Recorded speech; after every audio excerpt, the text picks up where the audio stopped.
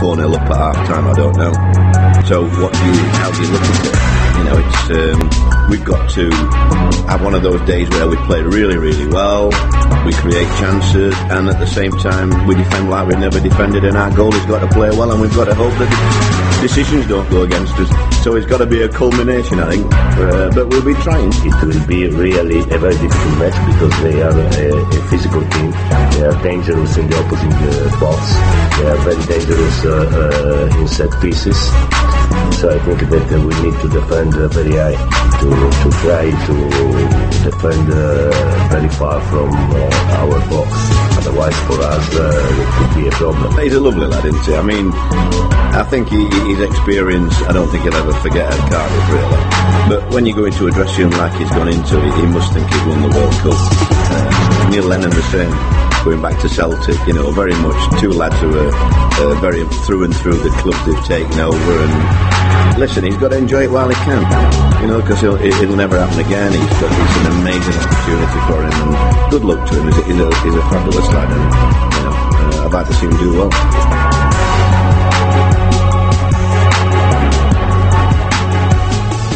That was Neil Warnock and Maurizio Sarri looking ahead to Cardiff against Chelsea. The stands around us just beginning to fill now. Kick-off around about 8 minutes away on a busy Sunday afternoon in the Premier League. Huge game coming up later. Liverpool take on Tottenham. Liverpool looking to leapfrog Manchester City and go back to the top of the table. Tottenham, of course, very much in with Chelsea in this fight for the top 4 places. Does Maurizio Sarri have to finish in the top 4, Sean, to keep his job? Oh, what a question. I think it all depends on how they go on in the Europa as well. I think that's going to pay a lot of deciding factors for where he's going to be next season. If you look back at recent history in terms of Chelsea, they've always been renowned for changing the managers, you know, and that's become a stable kind of situation at Stamford Bridge. I think the worst thing that's happened to Sarri and at Chelsea really this year is the situation a few weeks ago in the League Cup final with the goalkeeper. I think that's still hovering. I think that's still lingering over the football club. What they have to do now is, I mean, starting with this afternoon, they have to win this game. And I think they have to win this game convincingly for them to kick on for the remaining part. We're going to have to win it without Eden Hazard and N'Golo Conte in their starting lineup. For those of you just tuning in, those two left on the bench by Maurizio Sarri, who says they've played a lot of games this season. Conte 50 matches, Hazard 47. They both play for their national team. Hazard 187 minutes, Conte 175. Maurizio Sarri says it's time to rest. Well, it is. That's what you build your squad for, of course. You know, you've seen this. You know, Manchester City will be sat there at the top of the league at this moment in time, rotating their major players. It happens across the board. It happens at all levels. I just think there's certain times of the year where you perhaps get that rest. I think when you're coming into the business end of the season, for me, you play your most, you know, your better players, your more profitable players, and when you're dropping your best player, well, not dropping, rotating, you know, whatever expression you want to use, that makes the win even more, you know, kind of important for Sarri this afternoon. You've got to back it with a win. So no Hazard, no Conte in Chelsea's starting lineup, no win in 38 years for Cardiff in this fixture. They really need that run to change.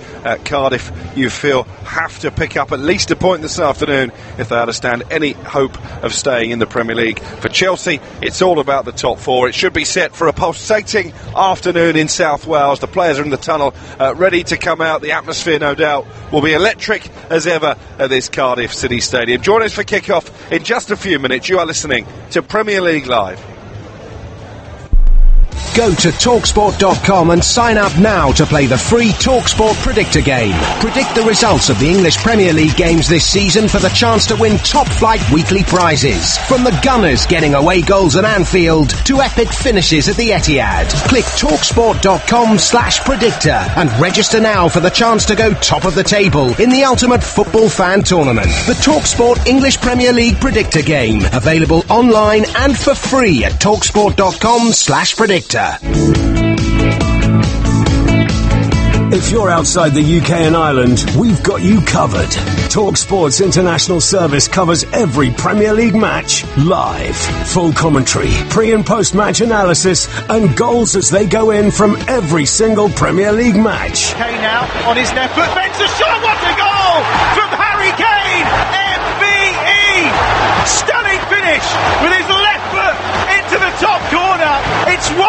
from Spurs. It's magnificent from Harry Kane. No wonder the Queen wanted to bestow an honour upon him. What a goal to celebrate. Every game is covered. Get involved in debates. Ask in-game questions to our commentary team and get goal updates with @TalkSport Live on Twitter. Salah's readying himself to take this one. Van Dijk's there. Lovren's there. Fabinho's there to open his account for Liverpool. And just as City go 2-1 down at Leicester, Liverpool stamp their authority at Anfield. Yet more. Liverpool 4, Newcastle 0. Title challenge on. Are they now the favourites? Kick-by-kick commentary. Expert opinion, international coverage of the world's most exciting football league. Aubameyang through to Torreira inside the area. Torreira scores! And surely now, North London is red again. Arsenal 4, Tottenham 2. Here's Maddison for Leicester. Vardy chance! Vardy goal! Leicester City out of nowhere have got the lead. Jamie Vardy, who's been virtually anonymous this afternoon, isn't anymore. Wonderful finish by Vardy, and it's Chelsea 0, Leicester City 1. Premier League Live, brought to you by TalkSport Live. The Premier League Preview Show with TalkSport. Pogba leaves it, Rashford hits it, oh it's a goal, it's the first goal of the Ole Gunnar Solskjaer era. TalkSport's Premier League experts give their views ahead of the weekend's action. Cardiff City legend Danny Gavidan joins us on the preview show. He's got some new teeth. The former Millwall captain Matt Lawrence with us on the preview show. Former Liverpool striker Neil Mellor is on the preview show this week. Subscribe to the podcast today at TalkSport.com. This is Premier League Live. You are listening to TalkSport's coverage of Cardiff City against Chelsea from the Cardiff City Stadium. I'm your host, Alex Crook. Alongside me is the former QPR, Crystal Palace and Leeds United midfielder Sean Derry. This is Premier League Live. Well, when Neil Warnock led Cardiff improbably into the top flight last season, he always said keeping them there would be an even bigger miracle. Well, that miracle looks even further off given results yesterday in the Premier League. Wins for Southampton at Brighton and Burnley at home to Wolves have left the Bluebirds 5 points adrift of safety.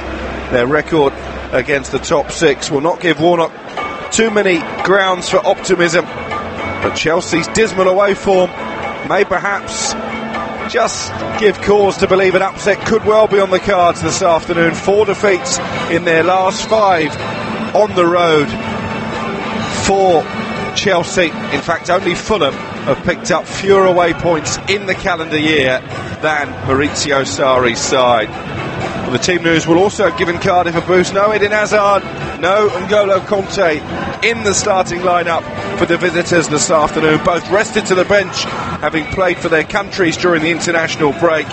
It means Chelsea will line up with Arrizabalaga in goal, Azpilicueta, David Luiz, Rudiger and Alonso in defence. Jorginho, Kovacic and Barkley make up midfield. Willian, Higuain and Pedro in attack. For Cardiff, it's the same side that beat West Ham United last time out. Etheridge the goalkeeper, Peltier, Morrison, Manga and Bennett in defence. Archer and Gunnarsson will hold in midfield. Hoylett, Camarasa, Murphy behind Umar Niasse up front. The atmosphere is raucous as we expect inside this Cardiff City Stadium as the two managers embraced on the touchline. Sean Derry, what are you expecting this afternoon? Well, 2 or 3 weeks ago I was sat in this same chair and I was watching different types of game, different types of opponents. It was Fulham versus Liverpool that day. What I said was on that day, you need the big side to have an off day, and that's what Cardiff are going to be open for this afternoon. You need your luck to play a dividend as well, perhaps a referee's decision go your way. You need your players to be absolutely 10 out of 10. That's what Neil Warnock will be expecting. On the flip side for Chelsea, this is a game where everybody will be expecting them to win, and that sometimes causes difficulty, Alex. Well, we are off and underway. Cardiff City all in blue. That's the contrast, of course, to their last Premier League campaign when the owners unwisely changed the home strip to red. Shooting from left to right. And Chelsea in the predominantly grey strip with orange socks, maybe that grey jersey echoing the mood of one or two in the away end when they heard the news of Eden Hazard's omission. Hazard, who has a good scoring record as well against this particular opponent, got a hat-trick when they met at Stamford Bridge early in the season, ended in a 4-1 victory for Chelsea despite falling behind early on in that game, you may recall. Hazard has scored 5 goals in 3 matches against Cardiff, but if he's going to add to that run this afternoon, it will be from the bench. Cardiff in possession, knocked back by Morrison to the goalkeeper Etheridge, the first Filipino to play in the Premier League. Etheridge goes long upfield. That will be the story of the day for Cardiff. Well won by Nias on the edge of the Chelsea penalty area, but cleared away by Alonso. It's out of touch now for a throw-in for the visitors. Neil Warnock, who actually turned down the chance to manage Chelsea back in the early 1990s when he was at Notts County. His perch chewing gum on the edge of his technical area, someone you know well, Sean. Yeah, and we look at where Cardiff are now, but rewind the clock 12 months ago and the job that he's done has been absolutely remarkable. It really has. I mean, probably dealing with one of the lowest budgets in the Premier League. Expectation would be perhaps not as high as some of the other promoter clubs, and he's been outstanding for them, and he's been outstanding for all the clubs that he's managed. A true warrior of British football, and whether they stay in the league or not, I think every Cardiff fan would have been completely, acceptable of the way that he is as a manager and as a person, and it gives them a chance. They're still in it, and that's all they would have expected, Alex. Well, they've already won 8 games this season in the Premier League, only 7 in the whole of their last Premier League campaign, and of course they were relegated. There were many doom merchants at the start of the season, probably me amongst them in truth, who were predicting Cardiff would be relegated by now, as of course Huddersfield were yesterday. Just the 2 spots up for grabs. Fulham almost certain to fill the second of those, and then a straight fight between Cardiff, who we're watching, Southampton, Brighton and probably Burnley. Here is Barkley into the penalty area for Chelsea. It's cross-come shot blocked behind by Ekil Manga for the first corner of the afternoon. Ross Barkley was in fine form for England in Montenegro in the week, looking to pick up where he left off for the Three Lions. Yeah, they've got a difficulty this afternoon, the 2 midfielders for Cardiff. Barkley's high on form, he's outstanding for England in midweek, and hopefully now showing the signs of what he was brought for. William will take the corner. It's from the right hand side. It's going to be an out-swinging delivery. Rudiger went down inside the penalty area, but it's a foul conceded by Chelsea on the edge of the box on Josh Murphy.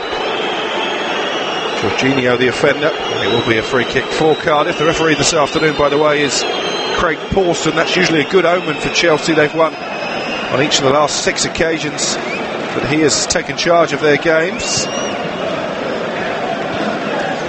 He's going to have his eyes wide open from corners, for and against this afternoon. There's a lot of bodies in that 18-yard box for Cardiff there, and for the referee to make the right decision, he's going to have to be very consistent this afternoon.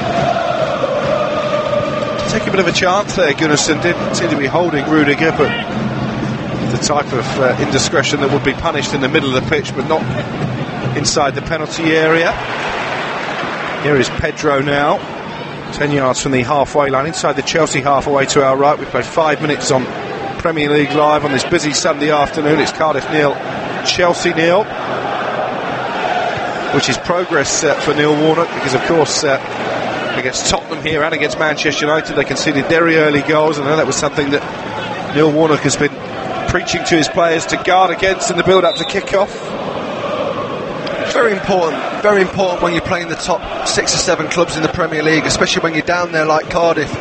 You've got to give yourself a fighting chance, and the game plan needs to be completely respected by the players. And I think, we're just watching a team now we know the strengths. It's going to be from set plays. That set plays are going to be massive for Cardiff this afternoon, but don't come out of your positions, don't go chasing too early in this game.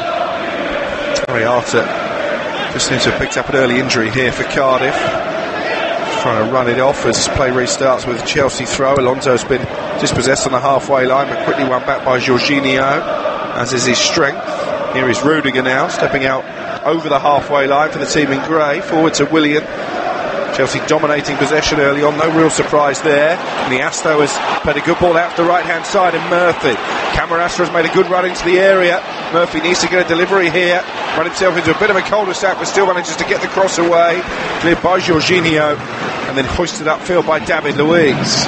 Typical Cardiff here this afternoon, playing on the counter-attack, using the pace in wide areas with Murphy and Hoylett, and exposing the two centre-halves when they can, highlighting the fact that Chelsea's two fullbacks are going to play high and wide, and if you can win it in the central areas, to give yourself a chance getting it out wide to Murphy, whose strength is going 1v1. Nearly got at the back line of Chelsea's defence there. Luiz, Cardiff have got to try and entice Luiz out of that central area, because when he does come out of them central areas, they must be backing themselves to get a little bit of success. 7 minutes played. Cardiff 0, Chelsea 0. Game which managers and fans up and down the country will be keeping a very close eye on, both in terms of the top four for Chelsea and of course the relegation zone as well for Cardiff. The points seem to matter that much more at this critical stage of the season as Neil Etheridge goes long upfield for Cardiff. Rudiger heads it back towards the halfway line, bounced down by the Icelander Gunnarsson. He's been tripped from behind by Kovacic, so it will be a free kick. Aaron Gunnarsson, who I watched play for Iceland against France on Monday night. Pretty tough evening against the world champions who ran out 4-0 winners. He's been great for the money, Gunnarsson. He really has been there 7 or 8 years. Seen the highs and lows of Cardiff, and he's just a very, very reliable character. Heading off to play football in Qatar at the end of the season. Regardless of whether Cardiff stay up or go down, Morrison, the captain, coming forward to attack the free kick from Arta, was disappointed with the delivery. It goes behind for a goal kick for Chelsea. Morrison, another excellent servant for Cardiff City Football Club. I mean, I asked you before the game, Sean Derry, about Huddersfield chances of coming straight back up. If Cardiff do go down, are they better equipped arguably than the Terriers maybe to make a fist of a promotion push next season? Very difficult once again to answer that question. I think you look at the teams who are not going to get promoted out of the Championship, and arguably you'd say that perhaps there was bigger clubs there than a Cardiff and a Huddersfield, so that creates its own problems. But what Neil Warnock will do, if he stays as manager, he can keep the same group of players. And sometimes, remember when West Brom used to get relegated and bounce back again and then perhaps get relegated again. It's just that continuation of the staff sometimes helps you when you get relegated. They've got Bobby Reid as well, haven't they? They signed from Bristol City over the summer. He is on the bench this afternoon. 21 goals in the Championship last season, but has been unable really to translate that form into the Premier League. But if he can hit his stride again in the second tier next season, assuming Cardiff go down, then that will give them a fighting chance. Here is Alonso for Chelsea, midway inside the Cardiff half of the field, plays it forward to Willian, the Brazilian, and now back to the halfway line, and the mop-haired David Luiz. Cardiff will be pretty content, Sean, with the way the game has started, just keeping Chelsea at arm's length so far. Absolutely. They've got the box two midfielders sat in front of the back four. The wide players defensively know what the duties are, and they've not really been exposed in this shape that they've set up with, and it'll give them a lot of optimism going forward into this first half, because they accept they're not going to be in possession for large amounts of this game, but Chelsea aren't hurting them. Very predictable, Chelsea, aren't they? Well, they are. I mean, without the likes of Hazard on the pitch, who's just got that creativity when it comes into his feet, you can't have a game plan against a Hazard because he's that good. He'll make his own decisions, but when he's not on the pitch, they do become a pretty one-dimensional group of footballers. As Pelliqueta clips it down the right-hand side, Higuain beaten in a race for pace by Manga. He heads it out for a Chelsea throw down by the right corner flag. Just the 3 goals Gonzalo Higuain since his loan move in January for Chelsea, all of them against teams currently in the relegation places.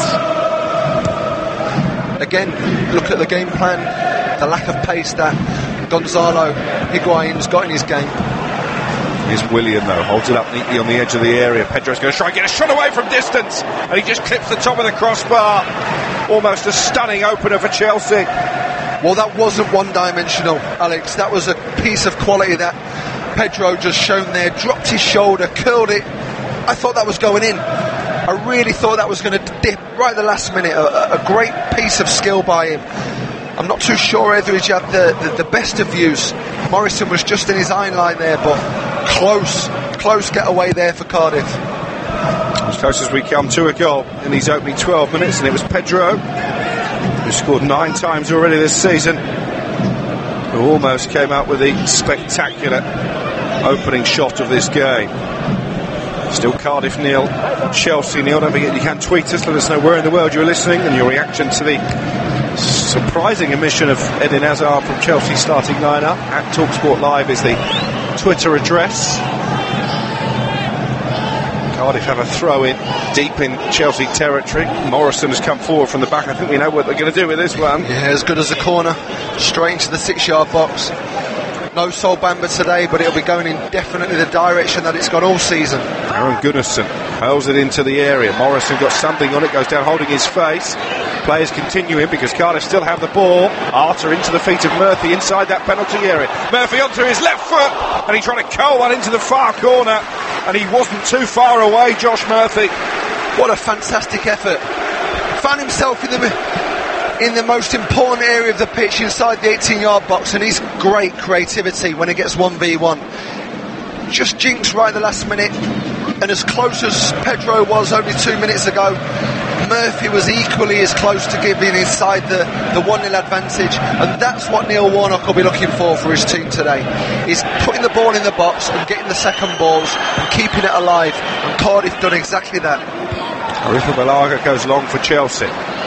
One on the halfway line by Joe Bennett, the left back for Cardiff. Gunnarsson into the feet of Bennett once more. He tries to clip it over the top for Junior Hoylett, who plucks it neatly from the sky. Hoylett with a cross into the area, into the arms though of Arifa Balaga, and he bowls it out quickly to Barkley. Really open field to this game now. Barkley hurdles the challenge of Arter and then goes infield for Higuain inside the centre circle.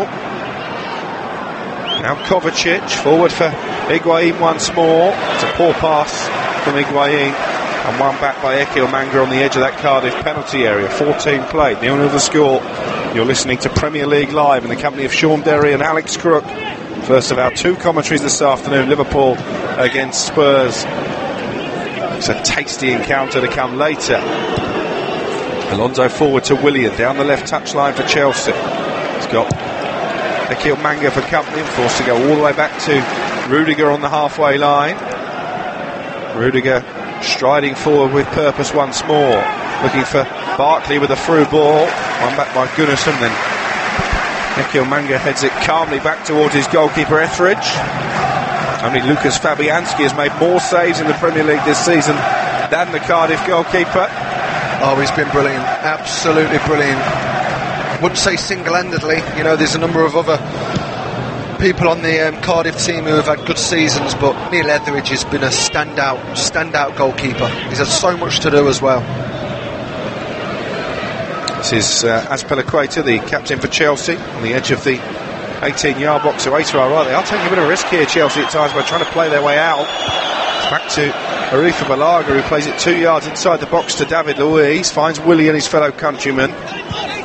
Obviously the tactic that Maurizio Sarri wants his side to employ, but it is a risky business. Well, it is, and I think Cardiff and Neil Warnock in particular will be saying to his team, when you can press, especially on the edge of the 18-yard box where Chelsea are going to play some square balls and backward balls. You know, you want your team, you want your fans to show that you want to go and get the ball back. But in the defensive third, Cardiff can't afford to press. You know, they can't. You know, they need to conserve their energy for the right times. And we just seen then that was the right time to go and press this team. Here's Barkley into Higuain. Higuain has passed it straight to Josh Murphy. He had the best start to the game, the Argentine. For Chelsea leading that forward line. He's spending so much time in wide areas. You know, he's not been in possession of the ball too often in this first 15 minutes, but when he has, he's been playing as a right winger, and Pedro perhaps playing as the high point, and that's not what you want to see him. You know, we've not become accustomed of Higuain being a right winger. He's been a talisman centre forward, and what Cardiff know is that he's not going to run you behind. So you want him in wide areas. He's not a threat out there, Alex. Here's David Luiz for Chelsea. 16 goalless minutes have elapsed so far here at the Cardiff City Stadium. Rudiger has made a good run into the Chelsea half, and Cardiff half rather, but then a rush of blood, and he blazes one wide from 45 yards, Rudiger? I think, did it go out for a throw-in? It was so far wide of the goal there. I mean, Sarri's just writing his notes now. I think one of them will be, Rudiger, do not shoot from 45 yards ever again. Yeah, certainly not the best effort from Antonio Rudiger. He's only scored one goal this season for Chelsea. That was back in October. He was never really going to end that run from there. Here is Higuain trying to bring the ball down on the left-hand side this time, midway inside the Cardiff half. Back into the feet of Rudiger, who again has a bit of space to move forward into, and then he's trying to play it out to the left-hand side. He got that pass wrong, and it will be a throw-in for Cardiff. What did you make, Sean Derry, of the comments from Maurizio Sarri earlier in the season when he described this group of players as, quotes, difficult to motivate? Yeah, and it's not the first time them accusations have been thrown at these Chelsea players. I mean, obviously when you're playing for a Super Six side like Chelsea, you are having to deal with different types of egos. Of course, you know, that's what top players have got. But what they don't like, these top players, is being questioned, and what they definitely don't like being is questioned in public. And I found it really strange that he would say such things with so far of the season still to play. I think he was just highlighting to perhaps the board, you know, the hierarchy, his bosses, that he would like his own sort of personality coming into the group. But as a player, you know, you don't really want that. You know, you want your manager to back you through the good and the bad times. That was going to be my next question, actually, just what kind of impact that would have had in this Chelsea dressing room. Well, when you're dealing with so many players, I mean, you know, there's 40 players out on loan from Chelsea, so, you know, you're not even discussing that type of ego. But when you've got 30 squad deep, all of unbelievable quality, it's not so much about managing them tactically and technically, it's just managing them emotionally. And that's where, you know, that's where I felt it was a little bit strange to read them kind of quotes. What have you made of their motivation for this game so far in the opening 19 minutes? Well, it's been slow. It's been, you know, obviously they've had a lot of possession and they've had a lot of sideways and backwards passing, and that'll be okay for Cardiff. You know, they know that they're going to spend probably 65-70% out of possession, but they've not really hurt Cardiff. You know, we've just said there about Higuain, again, he's out on the right. That's brilliant for Morrison and Iquel Manga. They'll be happy with that. They haven't got the threat of Hazard going perhaps 1v1 in wide areas or dropping his shoulder coming into central areas. I think this has been a perfect start to the game for Cardiff. Yeah, 20 minutes gone. Cardiff 0, Chelsea 0. Morrison looking for Nias high up the field, but the ball carries all the way through for Kepa Arrizabalaga. Of course, he was at the centre of one of the most extraordinary moments of the season in that Carabao Cup final, when he basically refused Maurizio Sarri's instructions to come off as substitute. He was then subsequently dropped for the league match against Tottenham a few days later, but reinstated now as the number one custodian. Pedro layoff to Kovacic. He was caught by Bennett, but the referee's played a good advantage. Higuain into Willian, back to Higuain again. He can't get the ball out from under his studs, and it's cleared now for a Chelsea throw. I think the referee is just going to have a word with Joe Bennett, the fullback. And that's one thing that Neil Warnock won't be frightened of, and that's being up close and personal with the opposition. You know, they've done it when they've played the big teams like Liverpool and Manchester City. You know, they're not frightened to put a tackle in, and they'll obviously appreciate and respect the opponents, but Neil Warnock and his team will definitely want to have a tough game against Chelsea, because if you stand off this opposition in certain areas, they will hurt you. and unable to hurt Cardiff so far. Just that effort from Pedro which really shaved the frame of the goal before landing on the roof of the Cardiff net. Jorginho trying to stroke it out to Willian on this left hand side, but intercepted by Lee Peltier. And now Cardiff have a throw midway inside their own half. Cardiff 0, Chelsea 0. Lots of you getting in touch via the Twitter feed at TalkSport Live. Waiting for the win before I celebrate my birthday, says Foster. Come on Blues, listening over in Ghana. It's going to be a win for the Blues, says James in Port Harcourt. Royal Fizz is listening from Nigeria. Interesting and surprising, he says, to see Hazard and Conte not starting for Chelsea. David in Port Harcourt is predicting a 2-1 win for Cardiff City. Also says the Liverpool game later in the day will be a draw. Liverpool taking on Spurs at Anfield. Arguably one of Liverpool's toughest hurdles between now and the end of the season, that one. And you'll hear it live here on Premier League Live. Kick-off at 4:30. Here is David Luiz in the left-back position for Chelsea. Plays it along the 18-yard box, where it's brought down by Azpilicueta, the captain. Still all very tentative from the team from West London. I think one of the biggest arguments for Chelsea has been the role of Kante. Kante and Jorginho. In my opinion, when Kante plays in that deeper holding midfield, as much as he's obviously very, very athletic and he gets around the pitch and breaks things up, when he is in possession he's very quick. He's purposeful with his passing, he's very precise, and I just see when Jorginho plays in that position, I wouldn't say slows the game down, but he spends a lot of passes either sideways and backwards, and he's a ticker over as a number 6, and that's where I'm really surprised that Kante hasn't played in that position more often than he's been used. David Luiz back to his goalkeeper Aretha Balaga. Clearance, one back by Gunnarsson inside the Chelsea half. Hoylett with Azpilicueta breathing down his neck, and he's actually fouled Azpilicueta. That was a reckless challenge from the Canadian. It will be a free kick for Chelsea, 20 yards or so inside their own half of the field. 24 minutes gone, 0-0 here in South Wales.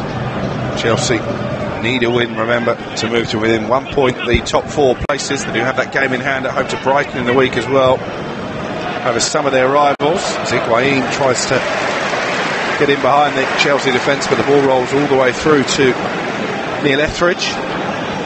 Cardiff at the opposite end of the spectrum, 5 points adrift of safety after the results yesterday involving their relegation rivals. Here is Gunnarsson back to his goalkeeper Etheridge. Etheridge long, finding Nias, but can't hold it up under pressure from Rudiger. This is David Luiz now, furthest man back for Chelsea, with that number 30 on his back. Now the gangly Rudiger takes over, forward to Higuain, who lays it off into the path of Jorginho. Back to Gonzalo Higuain, first time ball to Willian, now Barkley. 5 yards inside the Cardiff half, he goes back to Rudiger inside the centre circle. Rudiger forward for Pedro. And this is Jorginho now for Chelsea, who continue to dominate the ball without really causing too many problems for the Cardiff defence.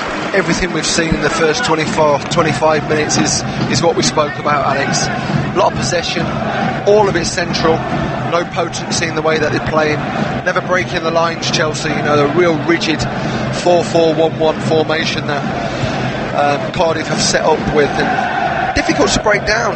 Doesn't matter what type of opponent you've got, if you're not prepared to make forward runs and have clinical passes between the line, you're going to have a difficult afternoon, and that's what we've seen for Chelsea. Just wonder how far into the game, I'm sure he's got a game plan, Maurizio Sarri, until Eden Hazard will be called off the bench. Here is Higuain, assuming it stays at 0-0, that it's Kovacic with a cross, headed away by Morrison, only as far as Barkley.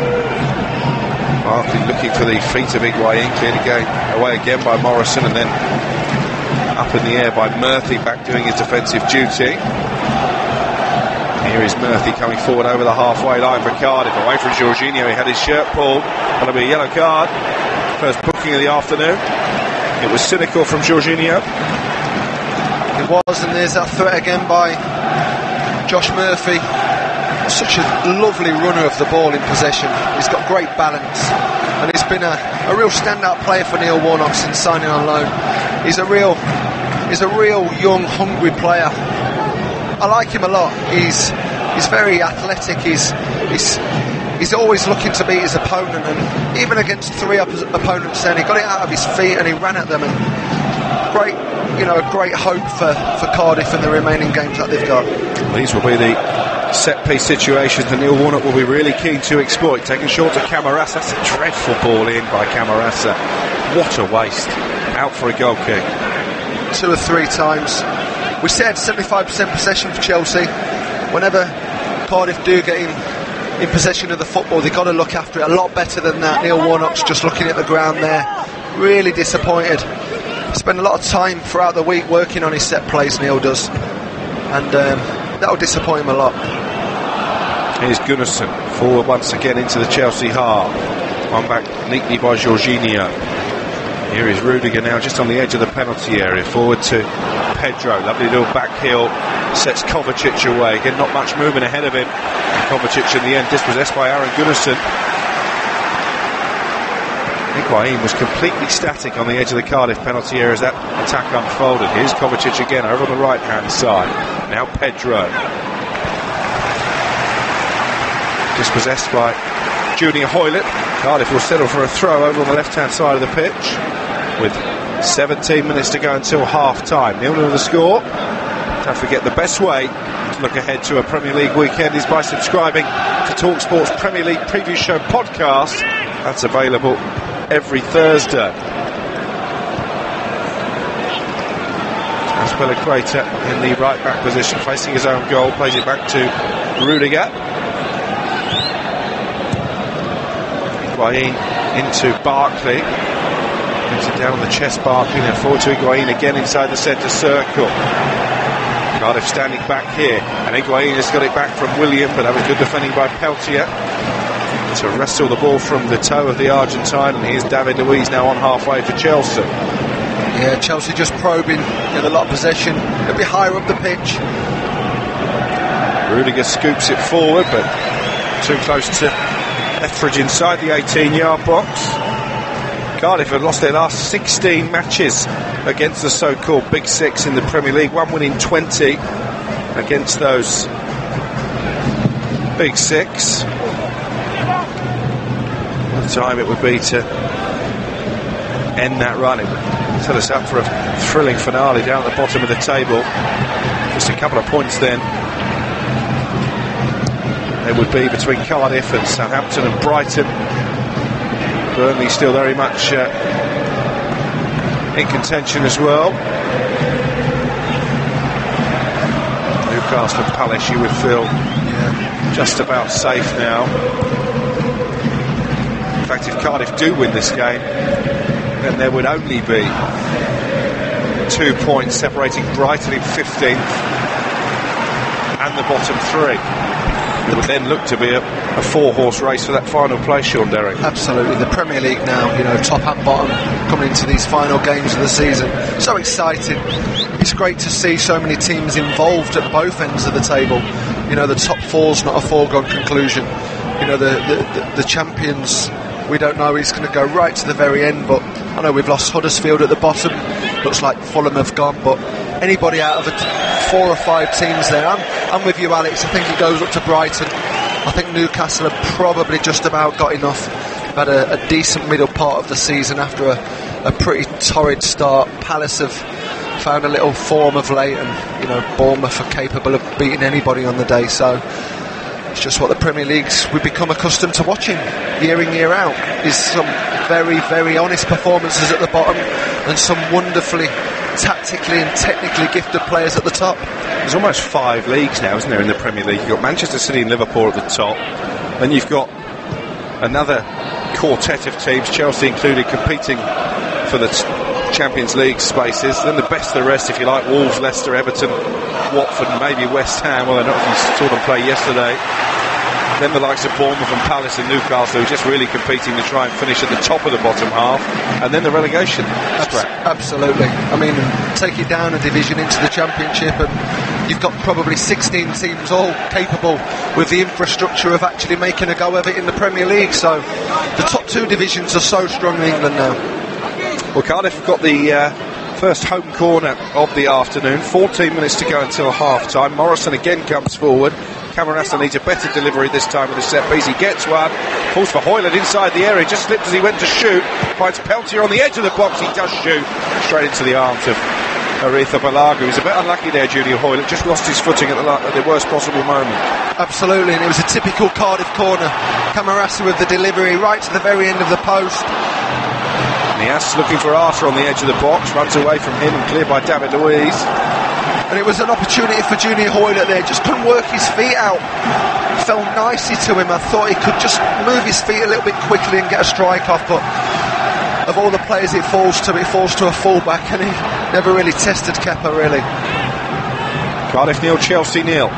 We've played 32 minutes in this first half. Murphy is just offside as he's found on the edge of the area. He's put the ball in the net one-on-one with Aretha Balaga, but it won't be counted.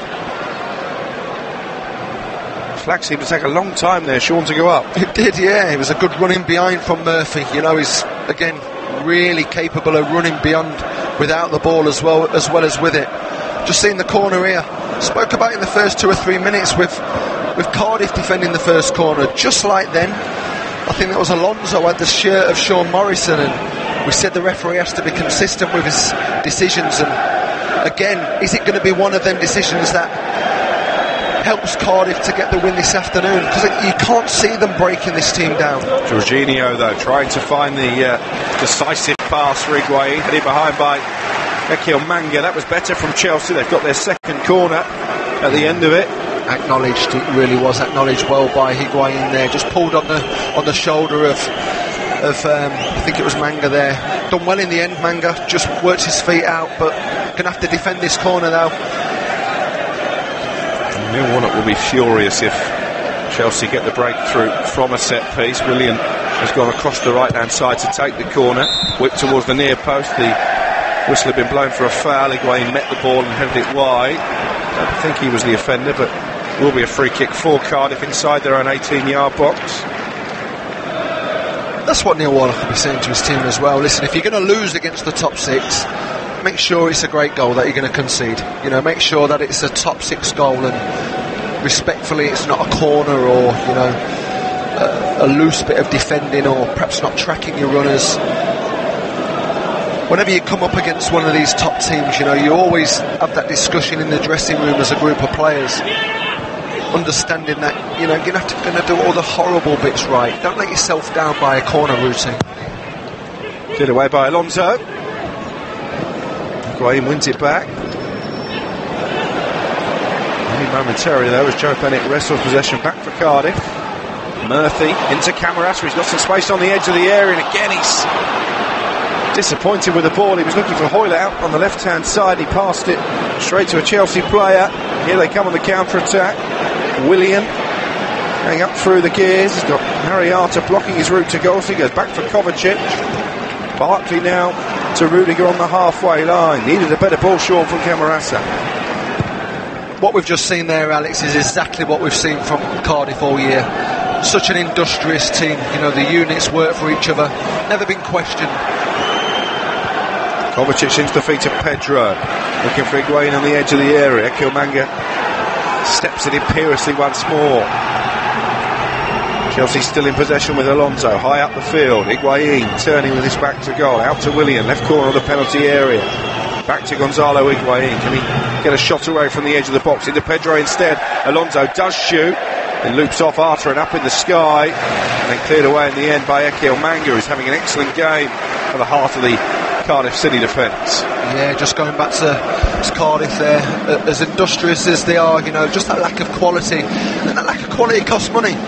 You know, you have to buy that in the Premier League. You know, you can take your team up through the divisions, up through the Championship, and you can be resilient, you can be organised just like Cardiff are, but to pay that extra bit of money for quality, it costs, and Cardiff have just not got that in the budget.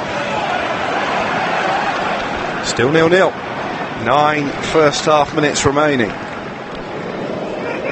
David Luiz steps over the halfway line with the ball for Chelsea. Clips it over the top looking for Barkley. Wins the header, but Morrison there to clear it for Cardiff. And then Ariata forward to Umar Niaz. Guides it out this right hand side, and Murphy's got bags of pace. He's got away from Jorginho and from David Luiz, but not quite from Rudiger. He taps the ball back to Kepa Arrizabalaga. I think he's got the beating from Murphy again. I think he's got the beating of Alonso. I really do. Every time he gets the ball 1v1, Alonso's just reluctant to step forward and have that 1v1 duel with him. This is Willian. Tripped from behind by Lee Peltier. It was clumsy. And it will give Chelsea a free kick in a very dangerous position, 7 or 8 yards outside the penalty area. Not sure he needed to dive in. No, he didn't.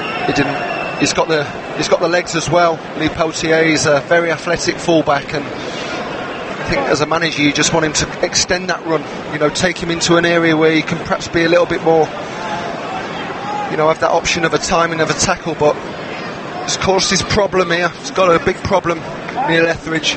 Good position for a free kick, and a lot of people standing over it. It can be hit from either side, can't it? Because it's in a very central position. That will keep Etheridge guessing into the last possible moment. Alonso has come forward. Willian, who has proved over the course of his career to be a bit of a set-piece specialist. David Luiz may just fancy a crack at this as well from a long run-up. This could be a big moment in the game. 8 minutes before half-time. Cardiff 0, Chelsea 0. I think it will be Willian to strike, right-footed, and he found the stanchion behind the goal. And it will be a goal kick for Cardiff, much to the relief of Peltier. Absolutely. It's a big wall Cardiff had there. Some big players in the wall. 6-man wall and a goalkeeper who's been very quick this season. You'd be disappointed if you was a Chelsea player there. You know, there was a number of players stood over the ball. I'm not too sure it was a right footer who should have been kicking that. 5th attempt from Chelsea, just the 2 from Cardiff so far. At the moment both goalkeepers have kept their gloves pretty pristine clean. Here is Hoylett trying to change that, coming in from the left hand side, looking for Umar Niaz, but it's cleared by Rudiger and out for a Cardiff throw, most level with the penalty area. Yep, Goodison making his way over again. Going straight in Morrison coming forward from the back as well. They make no apologies, do they? And why should they? Morrison grappling with Barkley inside the areas. Aimed in towards Morrison, the captain. Cleared as far as Bennett and then hooked away by Pedro. Akil Manga goes route 1. Cleared this time by David Luiz. Peltier beats Higuain in the air and then drops to the feet of Azpilicueta, who's found Willian in some space down the left. He couldn't bring it under control. That's the ironic cheer you can hear, but he's still got the ball, Willian. Tried to pull back the cross and it's cleared behind by Arta for a 3rd Chelsea corner of this first half. It's a lovely crossfield ball by Azpilicueta, defending it well, took the sting out of the game. 60-yard diagonal and found Willian there. Be disappointed with his first touch, but it culminated in a corner. They defended well, Cardiff, this first 40 minutes. Willian will take the corner. Short to the edge of the penalty area. Going back from Pedro. Willian across the box. Alonso stabs it goalwards and wide. Well, nobody picked up Marcus Alonso there, and a cleaner connection. He may well have found the back of the net. Well worked, really well worked by Chelsea. Short corner, played a little 1-2. I think it was Manga's man who's just lost it. He just got caught underneath the ball watching a little bit, Manga did there. But Marcus Alonso, be really disappointed he didn't get a firmer connection on that final piece of delivery into the box. We've shown Marcus Alonso, he does have an eye for goal. Hasn't actually found the net in the Premier League since August though, the Spaniard. It was a clever routine as Sean Derry has articulated. As close as Chelsea have come to finding a net in this first half. Here's Barkley, the England man. over the halfway line. William has got Alonso bombing forward on the overlap. William comes infield to Barkley on the edge of the area. Might have fancied a shot there, but he was closed down quickly by Arta. Barkley instead into the feet of Higuain. Looking for Pedro on the overlap. Joe Bennett did really well to get there ahead of Pedro and then win the free kick for a shove in the back. I think what we've just seen there, Alex, is one passage of play that just highlights this Chelsea team at this moment in time. What a pass that was by Higuain. I mean, only him on the pitch could have seen that, but he needed pace around him. And with Pedro, what you've got is you've got a lot of quality, but he's not blessed with pace. And I, for one, at half-time, I will be looking, if I was sat in that Chelsea dressing room, looking at what's available to me. A Hudson-Odoi, a Hazard would have got on the end of that pass and it would have been 1-0 to Chelsea. It was a brilliant piece of artistry there by Higuain, a wonderful ball. How long do you think he will leave at Maurizio Sarri before we see the likes of Hazard and Hudson-Odoi in the second half? Well, as a sub, you don't just want to be coming on for the last 10 or 15 minutes. You want to find your feet. Gunnarsson with a long throw into the area for Cardiff. Morrison headed it back towards Camarasa, who tries to hook it goalwards, but well wide in the end for a goal kick for Chelsea. Yeah, and I just think at half-time, do you make the subs at half-time? You know, do you say this is a must-win game, guys? I have to be seen of doing something. Because what you've got is you've got a real structure to the opponents. They know they're a 4-4-1-1. Out of possession, they know they're going to have to defend. But there's no pace in this Chelsea attack. So, wide array of riches on the bench there. Just got a shot of Olivier Giroud sat next to Callum Hudson-Odoi. Eden Hazard also among the options available, of course. N'Golo Conte, probably not the type of player who's going to come on and change the game in terms of an attacking sense, but still not a bad replacement to have at your disposal. Well, the likelihood is he's not going to change his formation. You know, he's been very religious with this style of play. But what you've got Ruben Loftus-Cheek. You know, for me, Ruben Loftus-Cheek carries the ball really well. He's really purposeful. He gets it on the half turn. He can drive through the midfield. You know, it seems a natural replacement for perhaps Kovacic in that position. And then Hudson-Odoi, you know, perhaps changing him for Pedro on the right. That would be a real positive change that I'm sure every Chelsea fan would be looking to see. It's bizarre, isn't it, that Callum Hudson-Odoi has really been one of the narratives of the season due to his on-off move to Bayern Munich and the fact, this refusal really from Maurizio Sarri to give him any kind of game time. He's only played Hudson-Odoi 146 minutes in the Premier League all season, the 18-year-old. It's crazy, it really was. I was up in the England headquarters earlier in the week and talking to one or two of the junior coaches there who's had Hudson-Odoi, and they're baffled at his lack of game Hoylett with a chance across for Cardiff here, finds Niasse at the near post, his header is wide. May have taken a nick off a Chelsea player on the way through. That's what Cardiff are claiming. It was a ball headed from Rudiger initially, brought down by Camarasa. Arta immediately spotted the run of Hoylett. Well, I think it just came off Niasse's shoulder in the end. And it will be a goal kick for Chelsea, but they've given it away. Mistake by Jorginho. Niasse into Arta. Rudiger bows out Jorginho with the crucial intervention on the edge of the penalty area. 0-0 the score into the last 40 seconds of the opening half here. Plus whatever time the officials will add on. Ekil Manga with a robust tackle to dispossess Barkley midway inside the Cardiff half. Warmly appreciated by those in the home sections, as is the little pirouette from Gunnarsson. Cardiff warming to the task, Sean Derry. They are. They had a great chance there. Getting it out wide. Good ball into the box by Hoylett. Again, just perhaps seeing that lack of quality in the final third. But they've defended really well, giving themselves a great chance for this second half. If they can go in at half-time, Neil Warnock will be absolutely delighted with his team. He really will be. We are into one added minute at the end of the first half. Cardiff will be much the happier of the two teams as it stands. Chelsea coming forward though with Higuain. Oh, brilliant tackle by Morrison. Slid in and timed it to perfection. Here is Rudiger now on the halfway line. One last chance for Chelsea to get the ball forward. Still very one-dimensional Chelsea, very pedestrian. It's a foul by Gunnarsson, just clipping Barkley from behind. He's furious, Gunnarsson, but I think he just got himself too tight to Ross Barkley, and it will be a free kick for Chelsea in the dying seconds of this first half, and a chance to put the ball into the area.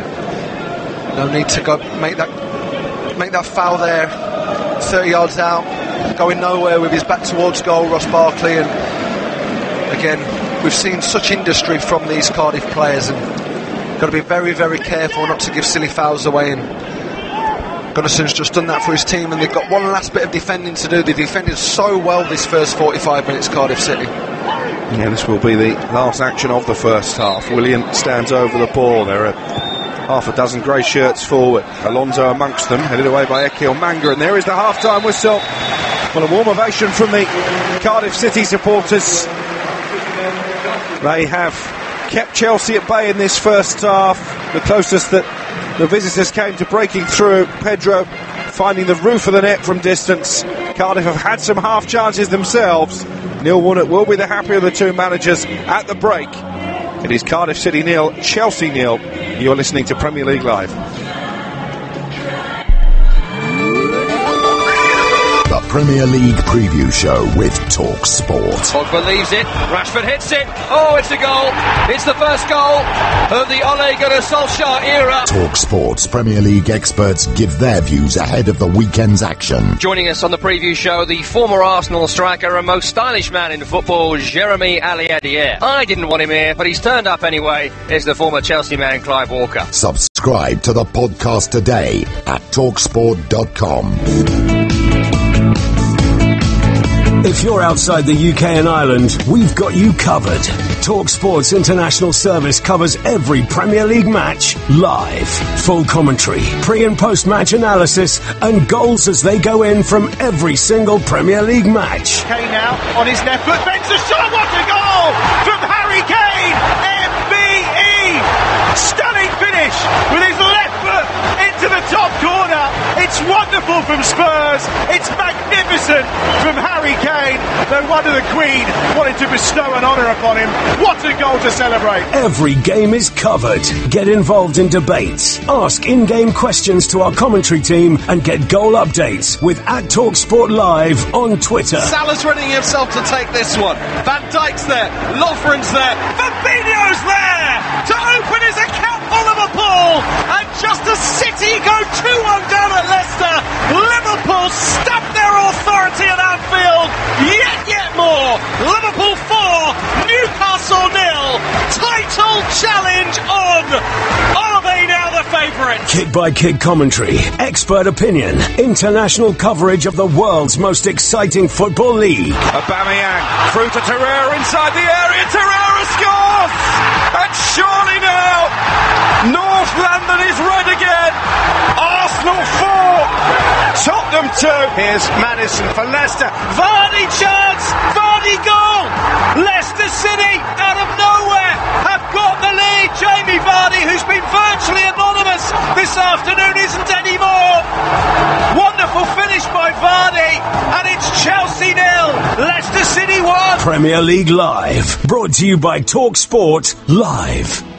Go to TalkSport.com and sign up now to play the free TalkSport Predictor game. Predict the results of the English Premier League games this season for the chance to win top-flight weekly prizes. From the Gunners getting away goals at Anfield to epic finishes at the Etihad. Click TalkSport.com/predictor and register now for the chance to go top of the table in the ultimate football fan tournament. The TalkSport English Premier League Predictor game. Available online and for free at TalkSport.com/predictor.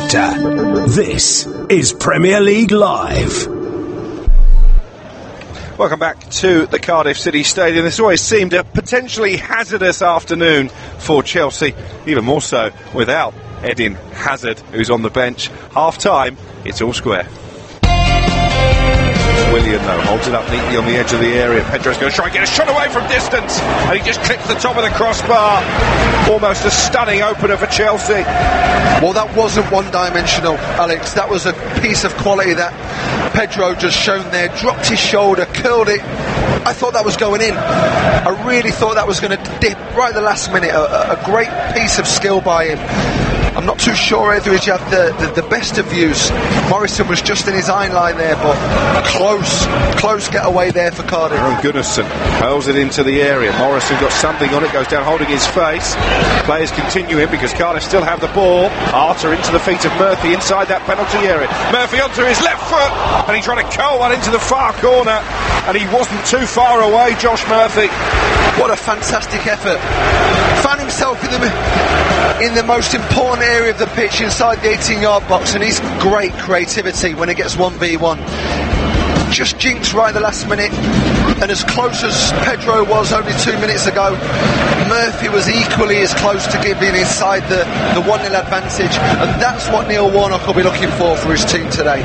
He's putting the ball in the box and getting the second balls and keeping it alive, and Cardiff done exactly that. This could be a big moment in the game. 8 minutes before half-time. Cardiff 0, Chelsea 0. I think it will be Willian to strike right-footed, and he found the stanchion behind the goal, and it will be a goal kick for Cardiff, much to the relief of Peltier. Absolutely. It's a big wall Cardiff had there. Some big players in the wall. 6-man wall and a goalkeeper who's been very equipped this season. You'd be disappointed if you was a Chelsea player there. You know, there was a number of players stood over the ball. I'm not too sure it was a right footer who should have been kicking that.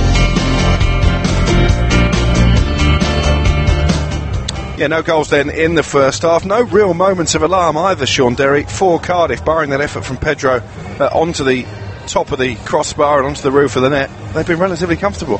They have. They've been pretty boring, if I'm honest. You know, when you're looking at a top 6 side against one of the bottom 3, you're expecting the top 6 sides to come out and really back themselves to take the game forward. There's a lack of pace in Chelsea's attacking lineup. Higuain spending too much time outside of his position. He's acting more of a link-up play. But when you act as a link-up play, you need bodies behind you, prepared to run behind. And with Kovacic and Jorginho, they're just playing behind the ball, and they're leaving it to Ross Barkley. And Ross Barkley's not getting any joy out of what's been a pretty resolute back 4 and a midfield 2 with Harry Arter and Aaron Gunnarsson. Neil Warnock will be delighted with this. We've had a tweet from Boo Latif. He says Sarri has made a huge mistake not starting Hazard. As a manager, when you make such a huge call ahead of such a big game, are you almost giving your critics a stick to beat you with when it inevitably goes wrong?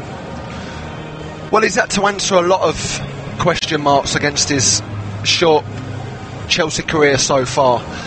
And do you really want to bring that added emphasis and that little bit more kind of aggressiveness to the press on a Monday morning when you don't pick your best player?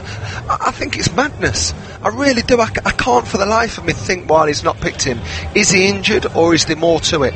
I read in one of the papers this morning, perhaps it could be that he's been, his ear's been turned again to something new in the summer. Is Eden Hazard causing the problem? Does he want to leave? I don't know, because this team that I'm watching for the first 45 minutes this afternoon, this doesn't look like a top 6 team. Not to me.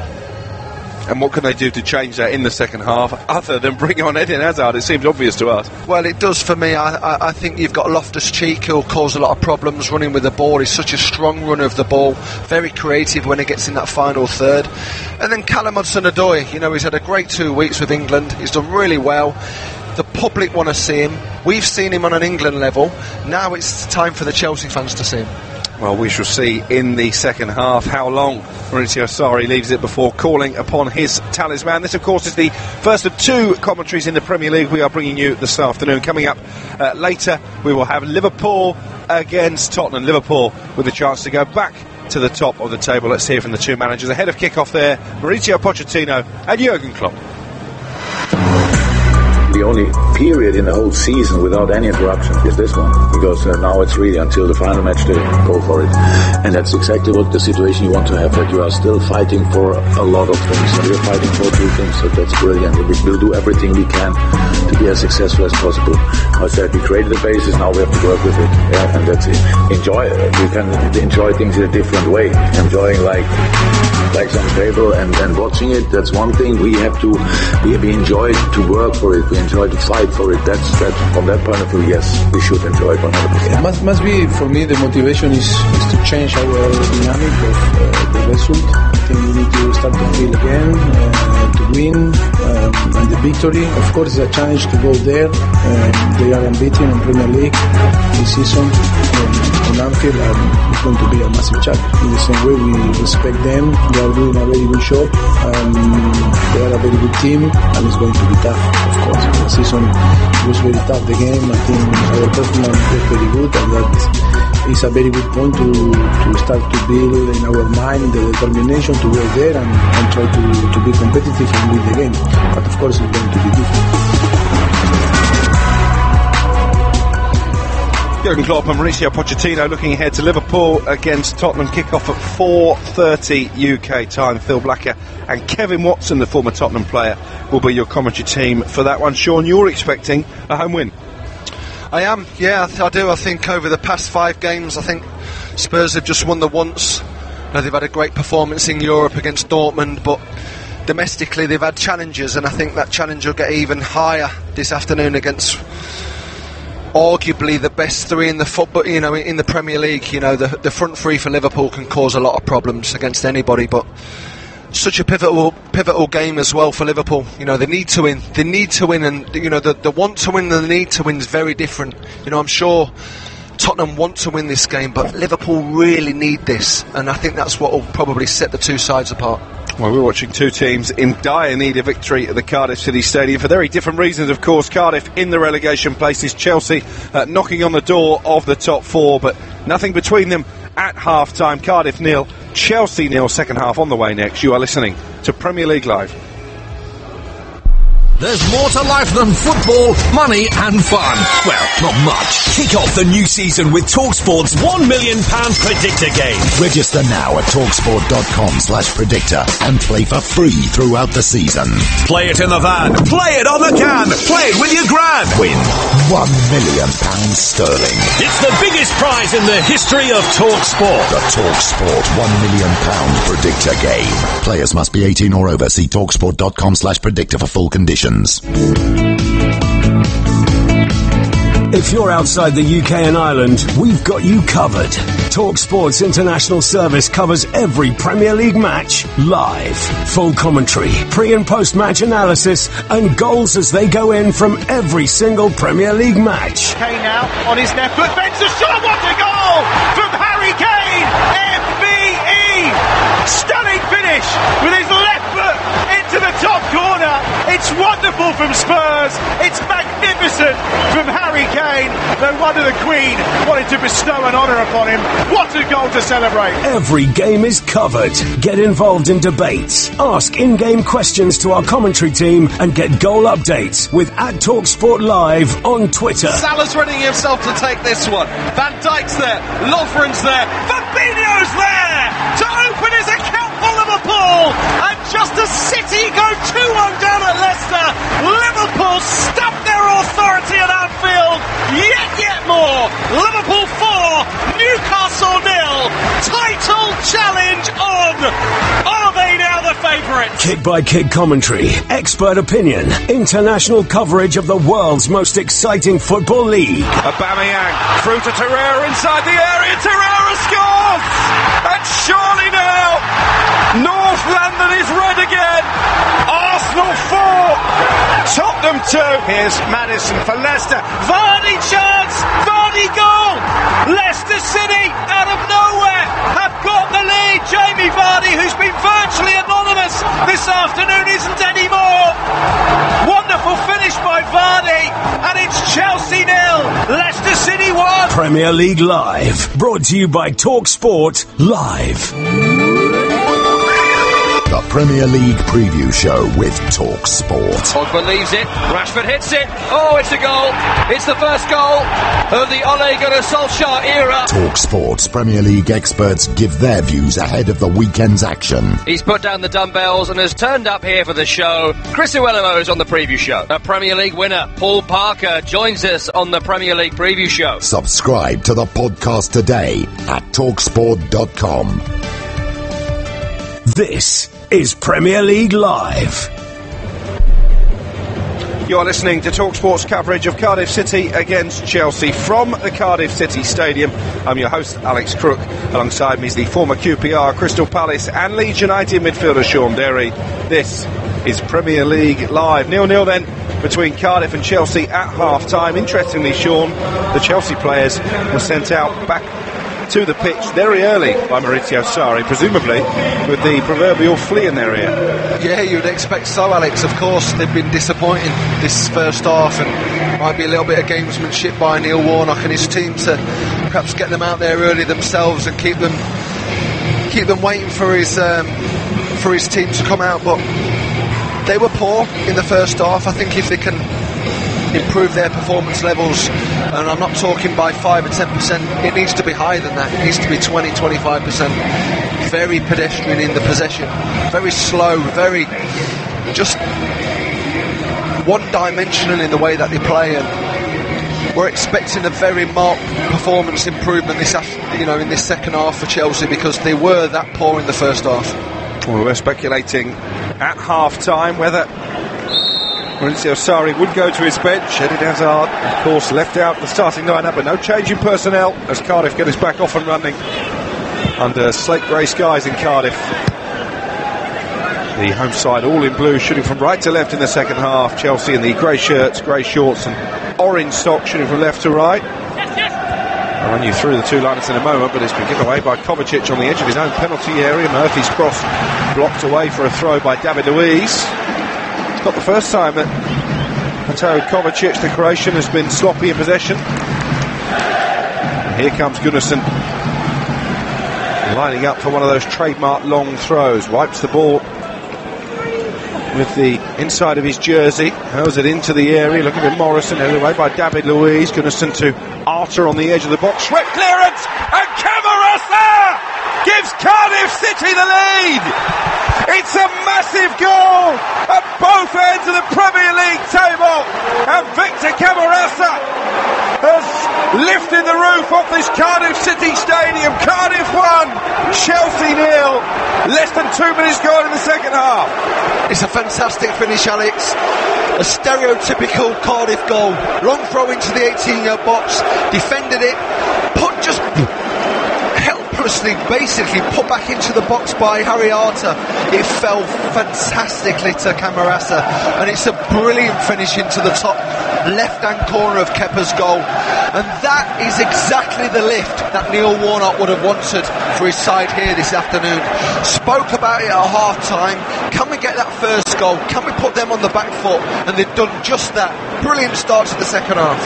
4 goals in his last 10 outings for Victor Camarasa, the Spaniard, on loan from Real Betis. It's his 5th goal of the season. It could be a priceless one come the end of the campaign, as the Cardiff fans serenade their goal-scoring hero. What have Chelsea got by way of a response? It's been another horror show so far away from home by Chelsea. Oh, it has, and even the top teams have to defend. You can't take anything for granted in this Premier League.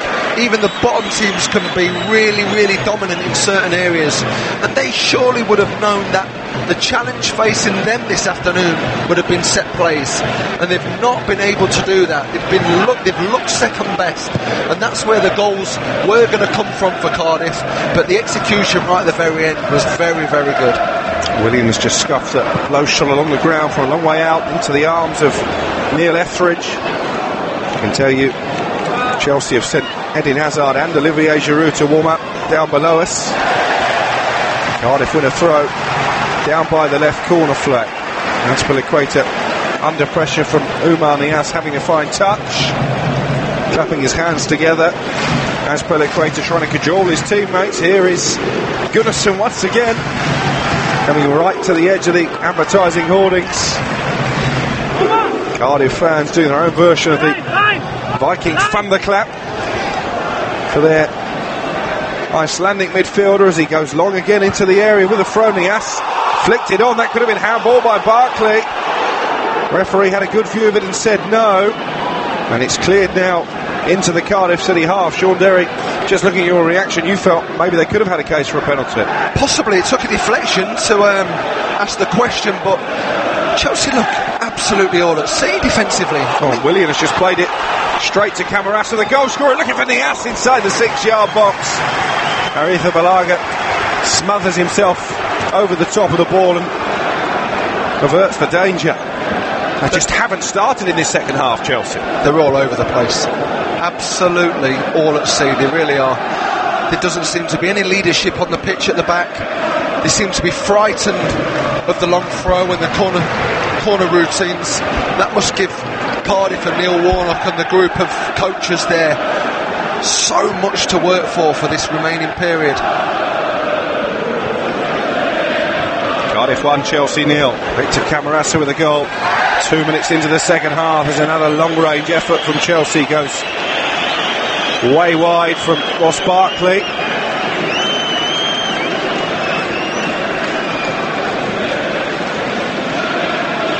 Watching a replay of the possible handball, it may have rolled down his arm, but I don't think it was deliberate by Barkley.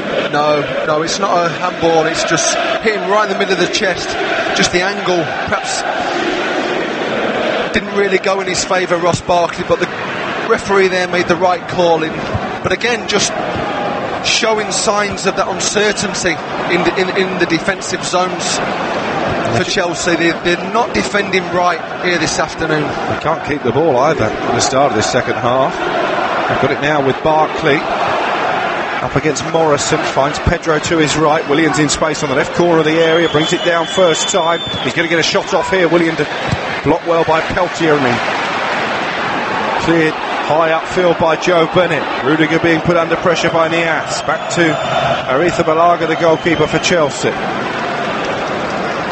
Now Rudiger again stretches those long legs and makes his way into the Cardiff half. 6 minutes played in this second half. 1-0 to the home side.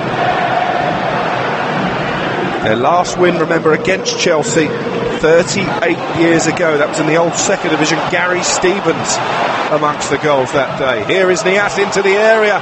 He just showed too much of it to Azpilicueta, having looked initially as if he got away from Rudiger and was about to pull the trigger. Chelsea are rocking, no doubt about it, Sean Derry. They are, but it's a better game. We didn't see any sort of excitement in the first half. We've definitely seen this. Willian to Higuain, tries to get the shot away, blocked by the calf of the excellent Bruno Ekil-Manga. And carries the ball back to the goalkeeper, and Eden Hazard is stripped and ready to come on. 7 minutes into this second half, Maurizio Sarri seemingly has seen enough. Hudson-Odoi has also been called back and told to get himself ready. That's the changes the Chelsea fans, just looking at our Twitter feed, listening around the world, have been crying out for. Here is Willian though, into Alonso inside the Cardiff area. Morrison did really well, stepped across Alonso and wins himself a free kick. Alex, I was staggered by the lack of changes at half time. Why does he have to take a goal for this type of substitution to take place? We watched it, those around the world have watched it. We've seen a lack of legs in the Chelsea starting line-up this afternoon. A lack of quality and that decisiveness in the final third, and perhaps now with the change, Pedro going off, Hazard going on, we'll see that for the final 38 minutes of this game, because it's been a real poor display by Sarri's team. Eden Hazard immediately has taken up a position on the left-hand side of that front trio. Willian on the right, with Gonzalo Higuain still playing through the middle. Chelsea with it all to do now. 1-0 down in a match I know we both felt, Sean Derry, they really had to win in terms of their bid for a top 4 finish. As it stands, They're in danger of being cut adrift in that race for the Champions League places, but they have a free kick to defend here as well. Camarasa, the goal scorer for Cardiff, into the area. Morrison claims he was pulled to the ground by Rudiger. Loud appeals, waved away. Now Chelsea trying to win the ball back on the halfway line, which they do so with Jorginho. Another shout for a penalty, Sean Berry. Big shout, we've seen it 2 or 3 times in the first half, Alex. You know, the brilliant turn by Hazard. What a turn, that's why he's on. Oh, and he's been side down by Harry Arter, who is convinced he got the ball. He's going to be shown a yellow card, Arter. Not for the first time in his career, it has to be said.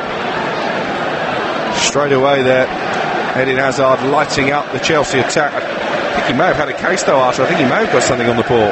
Here's the incident at the other end, and he did just grab his arm, Rudiger. Morrison pulled to the ground. Of all the shouts this afternoon of a penalty appeal, that's probably the strongest.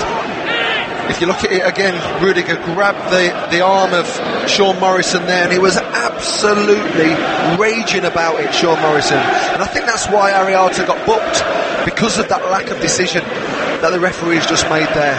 We've seen them given throughout the Premier League this year. And it would compound Cardiff's sense of injustice if Chelsea were to get themselves back on level terms here. Willian and Ross Barkley stand over the free kick, 4 yards outside the area, level with the right hand side of the box as we look. David Luiz, I think, is also fancying a long run up and a hit at this. It's going to be Willian though, coming in from the left hand side, right for the squares it to David Luiz, who shoots, and it's charged down by Arter. Too obvious what Chelsea were going to do there. Could have wrote them a letter telling them what they're doing there, Alex. It was just one of the poorest free kicks we've seen, but here they are on the attack again. Yeah, Camarasa. Oh, and Camarasa's got an arm in the face from Rudiger there, off the ball. Hoylett shoots from the edge of the penalty area, high over the bar. That was needless from Rudiger. Just another example that Chelsea are feeling a bit flustered.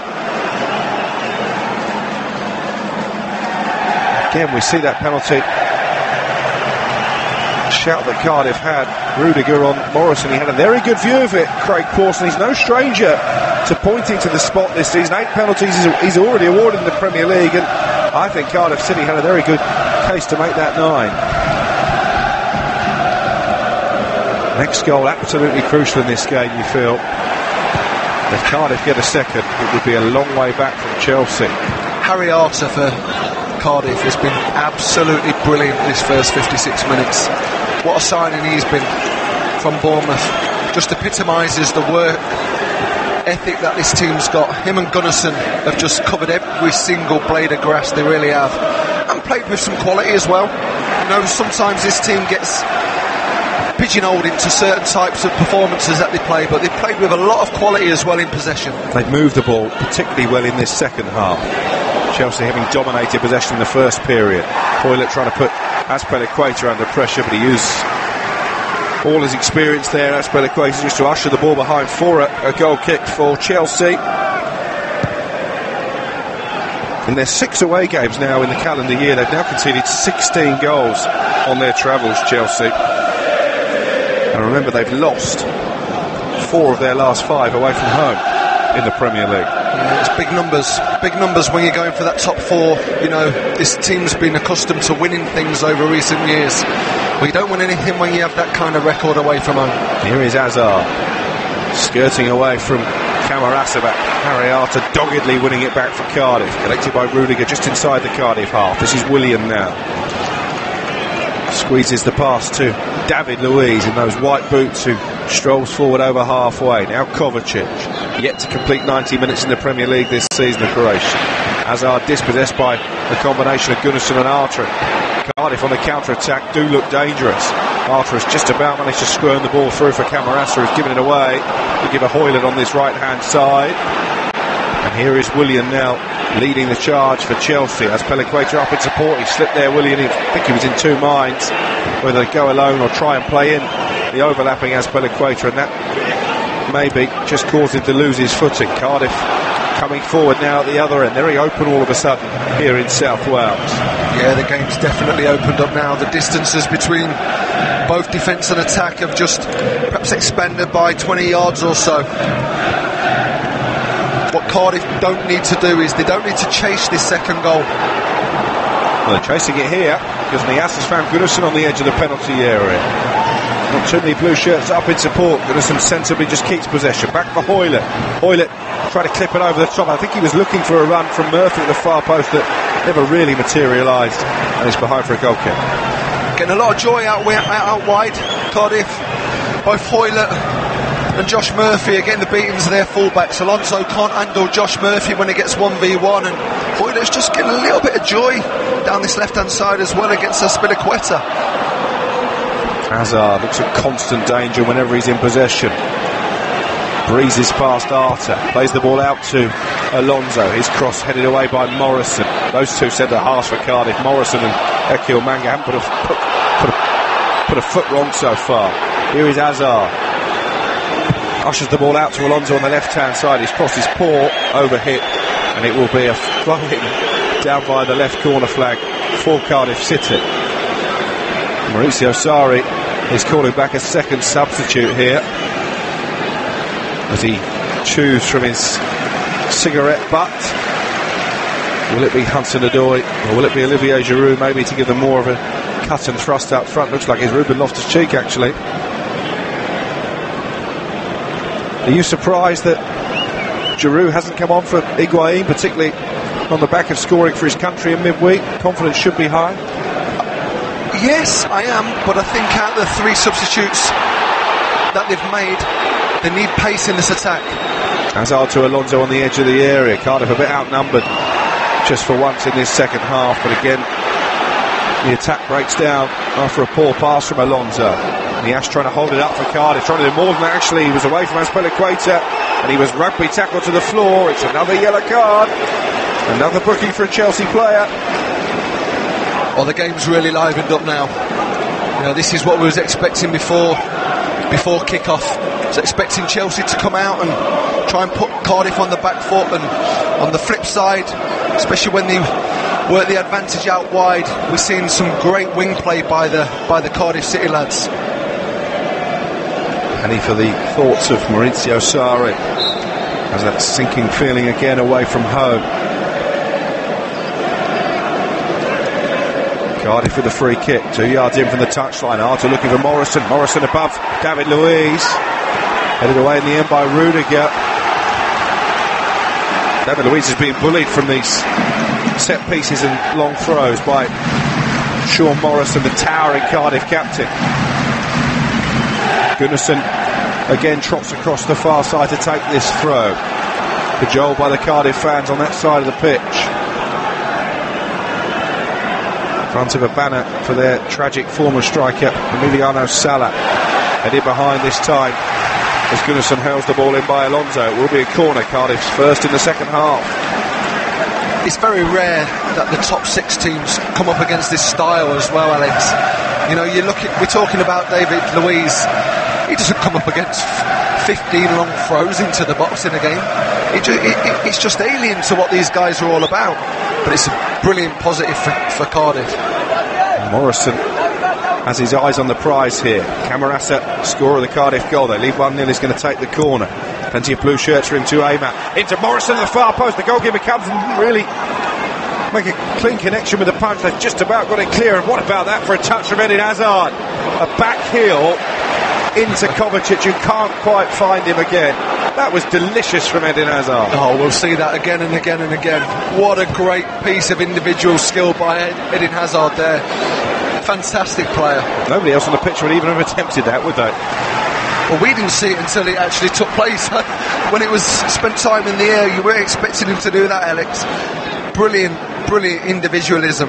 What a wonderful player he is. When you see moments of quality like that from Hazard, it's even more baffling that Maurizio Sarri felt compelled to leave him on the bench for the start of this game. Here is Hazard into the penalty area. Arter knows he can't dive in. Hazard finds Alonso on the edge of the box. It's going to be a shot from distance here. It's over the crossbar. Mateo Kovacic never really looked like troubling Etheridge in the Cardiff goal. And here comes the second change for Chelsea. Ruben Loftus-Cheek has replaced Jorginho. Don't see that too often. No, I wonder if you're going to change the system here, whether Kovacic will just drop into that anchor role and Loftus-Cheek plays one up and they have a double 8, or whether they're going to go for a little bit more of a box 2 midfield. But it's good to see him on the pitch. I think he'll make a real difference for Chelsea in this final half an hour of the game. And he missed the England games during the last international break due to a back problem. Ruben Loftus-Cheek, it's his 17th Premier League appearance of the season. That's the most he's ever made in a Chelsea shirt, but only one of them has been as a starter. So he's used to coming off the bench. Here is Hazard for Chelsea, trying to make something happen inside the centre circle. Peltier went all the way with him. But the referee has given a free kick against Lee Peltier, I think perhaps a little harshly. That's what they've done really well as well, the Cardiff City fullbacks. Every time the wingers have come on the in pitch, they've gone with them, Alex. You know, they've just marked them so tight. And Neil Warnock's a bit upset about that decision from the referee. It's a fair challenge to me. Here's Loftus-Cheek in the left wing position. He's a big lad, isn't he, Ruben Loftus-Cheek? Very athletic. He's trying to make a nuisance of himself straight away into the area. He goes down. Hazard trying to get it out from under his feet, and Gunnarsson in the end swipes it clear for Chelsea. That looked very dangerous. Well defended in the end, I think, just by the sheer volume of numbers back there. Hoylett, long punt forward, looking to use Nias against David Luiz. His first touch wasn't great. David Luiz comes across and smashes the ball into the stands on this near side to safety. Everything we said in the first half about what goals you can't concede against the top 6. I mean, we talk about it being a Premier League goal, that if you're going to concede, let it be a Premier League goal. That would have been a Conference or a League 2 goal. It really would have been that messy. But again, the intent from Loftus-Cheek to get into the box is what we didn't see in that first half with Kovacic. Cardiff City 24 minutes away from an historic victory here. Gunnarsson with a long throw into the area, trying to make the lead more comfortable. Nias got something on it, won't quite fall for Murphy at the far post. It's hooked away by Alonso. And Harry Arter busting it up there to make sure that Cardiff keep possession. Higuain didn't move. Etheridge now. Long pass upfield, bounces on the edge of the area, but that carries all the way through to his opposite number, Aretha Balaga. And here now is Cesar Azpilicueta in the right back position for Chelsea. 1-0 Cardiff lead. Chelsea unbeaten in the last 7 meetings between these two. They're going to have to come from behind if that run's to continue. Alonso up against Murphy in the left wing position. Murphy did really well, shut the door and comes away with the ball. Then plays it down the line. Oumar Nias, to his credit, has worked tirelessly, hasn't he? He has. Perhaps what he lacks in a little bit of technique and, you know, his goal scoring threat we've not really seen here this afternoon, but his work rate has been phenomenal. Really has. He's led from the front. He's given David Luiz a tough afternoon, to be fair to him. He's played on his side. He's let Rudiger have the ball, and he's gone and kind of edged his way into David Luiz's space, and he's had an uncomfortable afternoon. Cardiff fans in fantastic voice now inside the Cardiff City Stadium. They lead 1-0. The goal scored in the 47th minute by Victor Camarasa. Peltier again penalised for a foul on Hazard halfway inside the Chelsea half. He is not letting Eden Hazard out of his sight, Lee Peltier, the fullback. Here comes Barkley in some space over the halfway line. Hazard joining now, out to Barkley once again. He's going to get the cross in. Look at Loftus-Cheek, got a slip by Morrison. Almost let Loftus-Cheek in. He just about managed to get a toe end on the ball and deny it. Falling at the feet of Loftus-Cheek, concedes the corner. Chelsea have taken it quickly. Here's Loftus-Cheek into the area. The offside flag was up, and it will be a free kick for Cardiff inside their own box. Brilliant defending. unbelievable defending by Sean Morrison there. Just a standard ball going into his area. He lost his footing, but he just managed to just get something on the ball right at the very last inches. Just looking at the set plays now, I think first impact on the balls going into the box have been really, really poor for Chelsea here this afternoon. We've just seen Camarassa's goal. Again, a great finish. Brilliant finish from the boy. Doesn't get any easier from here for Cardiff. They got a Manchester City in their rearranged game in midweek, but my word, what a fillip it would be if they were to go there on the back of a winning this game. Well, you're looking for boosts, aren't you, between now and the end of the season? You know, can you get anything positive that sends you into them final games of the season? I don't think Neil Warnock would have been dreaming of this afternoon. Still a long way to go. Still a quarter of the match for Chelsea to get themselves at least back on level terms. Alonso in the left wing position finds Loftus-Cheek 4 yards outside the penalty area. Back to Alonso once more. Cardiff have got 8 or 9 players camped on the edge of their own penalty area. Here is Loftus-Cheek in that penalty area. Hazard wants it back on the left hand side. Hazard up against Morrison, trying to isolate the Cardiff captain one-on-one. Morrison does well, slides in and concedes the corner. You were not happy there, Sean, with the lack of movement from Higuain in the centre. I'm not. I think when you've made the substitutions, and as positive as these substitutions have been, you need your centre forward to react, and he's not doing that at this moment in time. I wouldn't be surprised if they make that sub. Wouldn't be surprised if Giroud comes on, because as much as I think everybody wants to see Hudson-Odoi, there's just some pushing going off in the 6-yard box here. Ekil Manga and Rudiger, I think, are the 2 players involved. Rudiger right in the face of Ekil Manga, being urged away by Marcus Alonso, just being told to calm down. Craig Pawson is going to have a word with both players. I think that's Peliqueta, the captain, putting his 2 penneth in.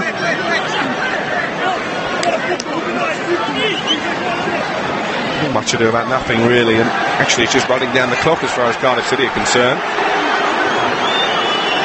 This will suit Cardiff more than Chelsea, really. I think the referee's just saying, listen guys, just stop pushing and shoving, let the game take place. And it's been a good second half, and what Cardiff have done really well is they've got the first headers in this 6-yard, 18-yard box, and tough time for them coming up.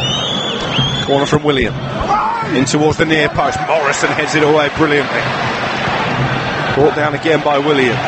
Murphy trying to win the ball back down by that corner flag. Harriard, having already been booked, has to be careful, but he's won it cleanly enough. Passed it straight to Hazard. Hazard with a cross, nodded across to face a goal by Alonso, and the goalkeeper Etheridge a bit reluctant at first to come off his line, but eventually plucks the ball from the sky. Yeah, great take by the goalkeeper there. Spent a lot of time in the air, but his defenders just got around him, stop him from getting hustled and bustled in that 6-yard box. Going back to the substitutions, as much as perhaps we all want to see Hudson-Odoi get on the pitch, perhaps for the benefit of Chelsea this afternoon, it might be as Giroud comes on, because Higuain's not causing any problems in the 18-yard box. All his work's been done outside. 18 minutes remaining. Cardiff 1, Chelsea 0 for those of you just tuning in here on Premier League Live. Remember, Liverpool against Spurs coming up in around about an hour's time. Huge game at the top of the Premier League. Liverpool needing the victory to go back ahead of Manchester City, and have played a game more as well. As Rudiger is put under pressure by the Cardiff goal scorer Camarasa. Back to Aritha Balaga, the goalkeeper. Here's Hazard now for Chelsea, over the halfway line. He's got Alonso to his left. He's going to come infield instead, Hazard, and then backheels it to Loftus-Cheek. Higuain beaten to the loose ball on the edge of the area by the sliding Morrison. Back with Barkley now, and then laid off almost nonchalantly by Hazard into Azpilicueta. Chips it over the top, looking for Alonso. Again, it's too close to the goalkeeper, and Etheridge has the ball safely in his gloves. The distances that this Cardiff City backline have been playing with this afternoon, and the midfield too, just in front, has been perfect, absolutely perfect. They don't look like they're going to concede from wide areas. They don't look like they're going to concede in front of the back four either, Alex. You know, they just seem really, really comfortable defending in deeper positions. Tip forward by Bennett for Cardiff. Camarasa up against Rudiger. Real grappling match between those two. Rudiger on the floor as he clears it away for Chelsea. Barkley into Loftus-Cheek. You see plenty of the ball since coming on.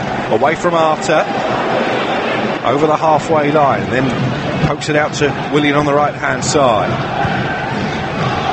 Barkley in some space to Hazard. Midway inside the Cardiff half. Peltier in close proximity once again. He goes out wide to Alonso. Back to Eden Hazard, the Belgium. Onto his right foot. 12 yards or so outside the area. Then shifts back over to the left-hand side and rolls in Alonso. Willian's got space inside the penalty area. Willian with a shot across the face of goal. And so close there to finding the bottom corner. Almost shaved the upright as it goes behind for a goal kick. Yeah, a lot of good possession by Chelsea there. Willian just coming in off the line. The one time his fullback's not got in with him, Joe Bennett, and it takes Sean Morrison just to slow the angle down, just get his body in between him and Neil Etheridge, and very close to getting that equaliser, Willian there. Into the last 15 minutes. Cardiff 1, Chelsea 0. Cardiff have only led before today for a combined total in the Premier League of 281 minutes all season. God, that's an unbelievable stat. It really is. But they are still very much alive in terms of Premier League survival. They will only be 2 points adrift of safety if they win today, with a game in hand against a couple of the sides above them. Here is Higuain. Onto his left foot, deflected, and then off the head of Morrison and behind. I suppose the problem is that game in hand is at the Etihad. You can almost write that off, can't you? But maybe they would have thought that today. Some games become bigger than others. You know, this is the priority. This is the one at home against Chelsea, who've not had the best of away performances in recent weeks. So take care of today, and the Etihad will come before you know it. William with a corner that Cardiff need to defend. Headed back out by David Luiz, and then cleared upfield by Hoyland. Tuesday, April the 16th, Cardiff go to Brighton. I think that could maybe be the game that decides the final relegation place. Yeah, I mean, it's amazing when you play 38 games in the Premier League season, when you break it down to pivotal 1 or 2 games. It's remarkable, really. You've been there with Queen's Park Rangers. So dramatically at the Etihad. Absolutely. I mean, similar to Cardiff, people perhaps write you off, and you've got some of the bigger teams to play. And I remember at QPR having to play Arsenal and Tottenham and Manchester City on the final day of the season, and actually winning and getting points against these top sides. There's no guarantees. Here's one guarantee. He's our third sub for Chelsea. I'm not sure I've seen a worse centre-forwards performance all season than what Gonzalo Higuain has produced for these opening 77 minutes. Well, it's come with a reputation, and Gonzalo Higuain is a wonderful player. He's played for some big clubs. We're just watching the face now of Hudson-Odoi. Wow, what a face. Absolutely raging as the Chelsea fans serenade Maurizio Sarri with that now familiar song, You Don't Know What You're Doing. There's only one option here for Sarri. He has to win this game. There's no out for him now. You think he's gone if they lose? Well, the public opinion of him, the Chelsea opinion of him, it is an all-time low. We want Sarri out, is the cry from the Chelsea fans. Big call. What a call that was for his third sub. Amazing call. Giroud has to score and Chelsea have to win now. Amazing scenes of discontent from the away section here at the Cardiff City Stadium. That will be music to the ears of Neil Warnock and these Cardiff players. Willian to Alonso. Chance to get the cross into the area. Pulls it back for Loftus-Cheek, who's going to shoot. Blocked bravely by Gunnarsson. He felt the force of that one. Cardiff players want the referee to stop the game. Goodison is going to get back to his feet as Willian again looks to make hay down the left-hand side.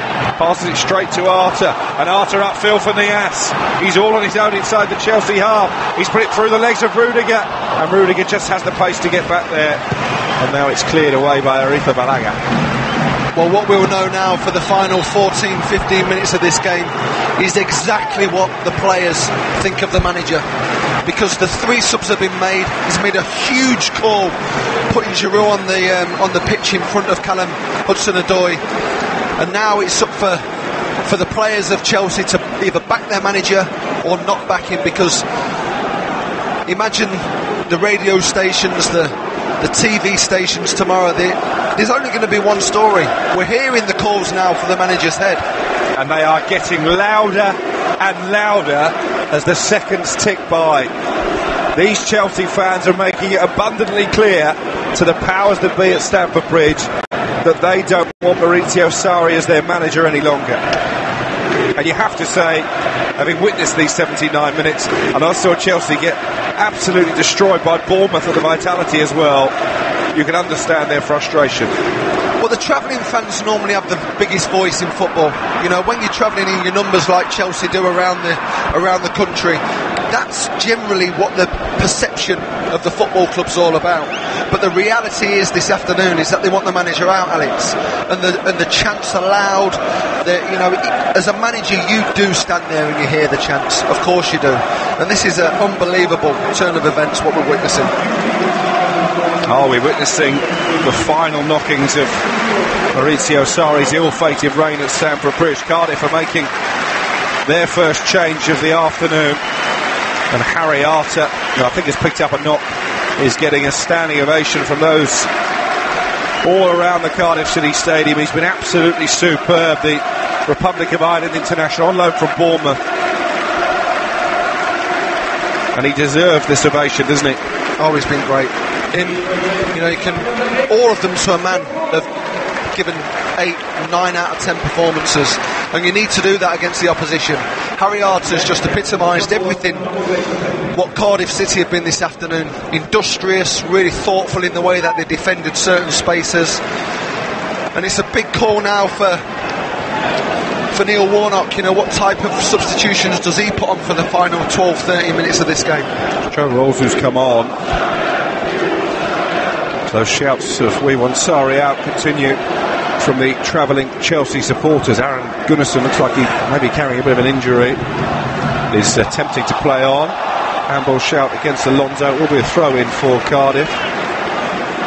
Radical said, "I'm just gutted seeing Chelsea stick with Sarri till now. He's a downgrade on Conte totally. I'm enjoying your commentary. The report of the match is disheartening from a Chelsea fan's viewpoint." Thanks for getting in touch via @TalkSport Live.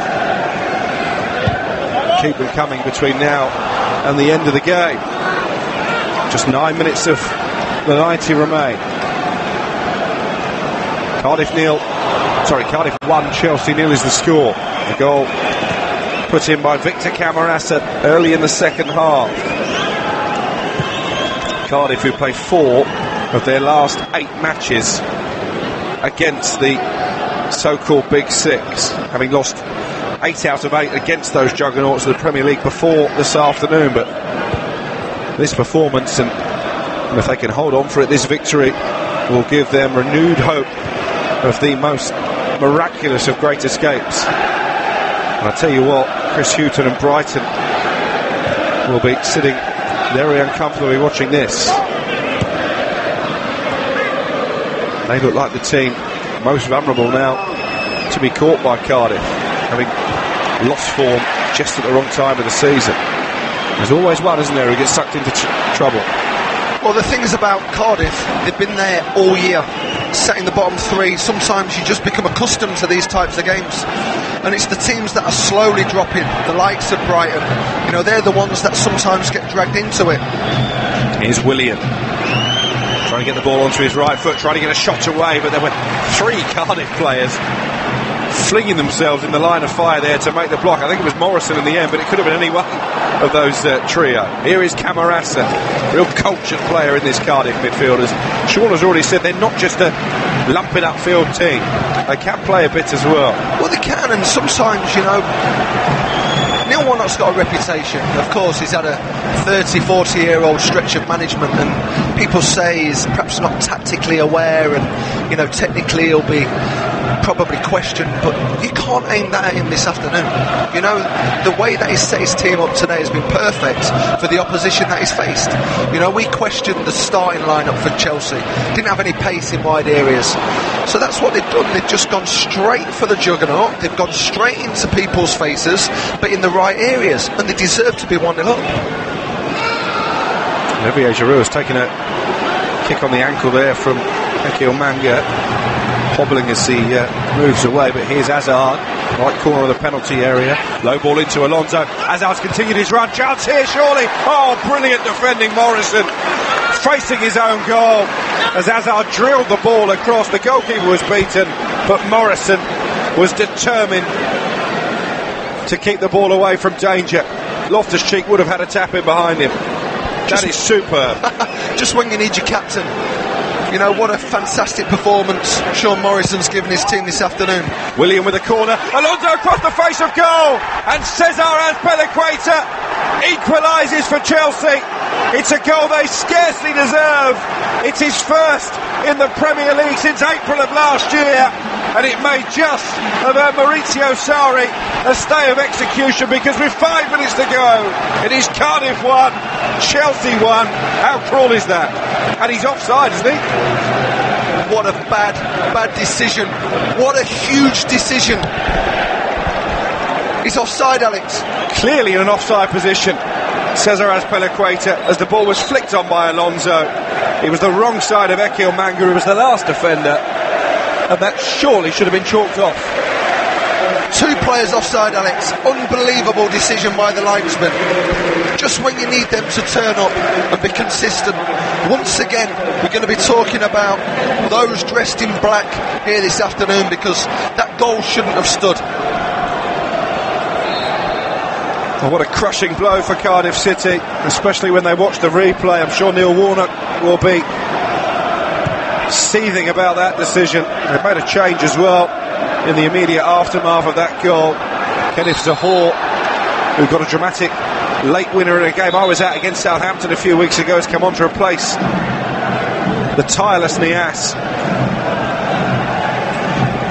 But what a big call late in the game, one that's gone against Cardiff City, and you wouldn't rule out Chelsea now taking all 3 points. Gunnarsson has been shown a yellow card for Cardiff, maybe for protesting about the equalising goal headed in by Azpilicueta. What drama here on Premier League Live. Morrison having made that superb block just before the equaliser, and it's chipped forward for Zahor, and he's had a foul by Rudiger. Well, he was going to go one-on-one with the goalkeeper, who was a long way out of his penalty area. The Cardiff fans are baying for a red card here. Rudiger has stayed down. The referee has blown his whistle. What's the decision going to be? No help from his assistant over on the far side. It's a yellow card for Rudiger. Incredible. Absolutely incredible. Spoke about the big decisions. Neil Warnock cannot get his head round this decision. Well, he is apoplectic on the touchline, Neil Warnock, and you can understand. The goalkeeper is in no man's land. Zahor is going through one-on-one, and Rudiger has dragged him down. That has to be a sending off. When you talk about the ramifications of referees' decisions, you know, this is livelihoods, this is managerial careers we're talking about. 38-game season, you need your big decisions to be right by your officials, and he's got 2 major decisions completely wrong this afternoon. Crushing for Cardiff. Well, they do have a free kick here, Cardiff. It is possibly within range for Victor Camarasa, having scored once already. Neil Warnock is still raging at the 4th official down on the touchline. Not much he can do about it, in all fairness. But Neil Warnock will be acutely aware of how big a call that could be. come the final day of the season. Camarasa and Gunnarsson over the ball. Camarasa shoots into the four-man Chelsea wall. Peltier trying to keep it alive, but one back by Alonso, and the referee is stopping play here because there is a Cardiff City player down on the edge of the penalty area. I think it's Junior Hoylett, and still Neil Warnock is raging at the fourth official, and now Mauricio Sarri is getting involved. What do you make of this, Sean Derry? Well, knowing him the way that I do, you know how heated he is. You've seen this before numerous times. You know, and I've seen him at certain times berate the officials when perhaps the officials didn't deserve it, but I think on this case, Alex, they completely do. Will he be more angry about the offside goal or the decision not to show Rudiger a red card? Well, it's an accumulation of events over the past 10 minutes that's got him into this state. I mean, the offside goals, obviously, you know, it's clouded the referee's judgment. It surely has. I mean, the decision he made for the lack of red card only 2 or 3 minutes afterwards, they amaze me sometimes, Alex. They really do. You know, some of the decisions that they make are bizarre. Here's Loftus-Cheek now. Challenged by Gunnarsson. The last touch was off the Chelsea substitute, so it will be a goal kick. Cardiff are going to make another change, and it's an attacking move. Nathaniel Mendez-Lang replacing Josh Murphy for the final minute plus added time. And Neil Warnock now is just gesticulating to the referee, saying 2 big decisions that you've got wrong. He may be advised to calm down. I don't think it would help Cardiff's cause if he was sent to the stands. Well, they need the manager between now and the end of the season, and that's what his staff will be saying to him is, Neil, just calm down, relax, try and get yourself back in the game, because I know what he's like. He's a very emotional guy, he really is, and you know, he wants honesty around him, and they're not honest. That's an honest decision what he's seen this afternoon, and I feel for him. I really feel for him, because his team do not deserve that this afternoon. We're into the last 15 seconds of the 90. Willian has played the ball out to the Chelsea goal scorer Azpilicueta on the right hand side, and then Willian finds Hazard in the penalty area. Morrison just ushering Hazard outside the box, but Chelsea still coming forward. Willian with a cross towards Giroud at the far post, and he's headed in by Ruben Loftus-Cheek. Chelsea have won it in stoppage time. Ruben Loftus-Cheek with only his second goal of the season. It could be a decisive one, not just in terms of the top 4, but also in terms of Cardiff's Premier League survival. Cardiff 1, Chelsea 2. Incredible scenes, absolutely incredible scenes here in Cardiff. It's crushing. The game can be so cruel at times, it really can, but let's give credit to these Chelsea players as well. They've kept their heads when everybody else has been losing theirs around them, and I think that's one thing that you would have to say, is that as this last 5 minutes, could it be the defining 5 minutes of Cardiff City's season? It was brilliant, a terrific header from Loftus-Cheek. Brilliant header by Loftus-Cheek. We wanted him on from half-time. He has made a difference in possession, but what a great header. Brilliant cross, great header. 2-1 Chelsea. Do they deserve it? Not in my opinion, but wow, football, eh?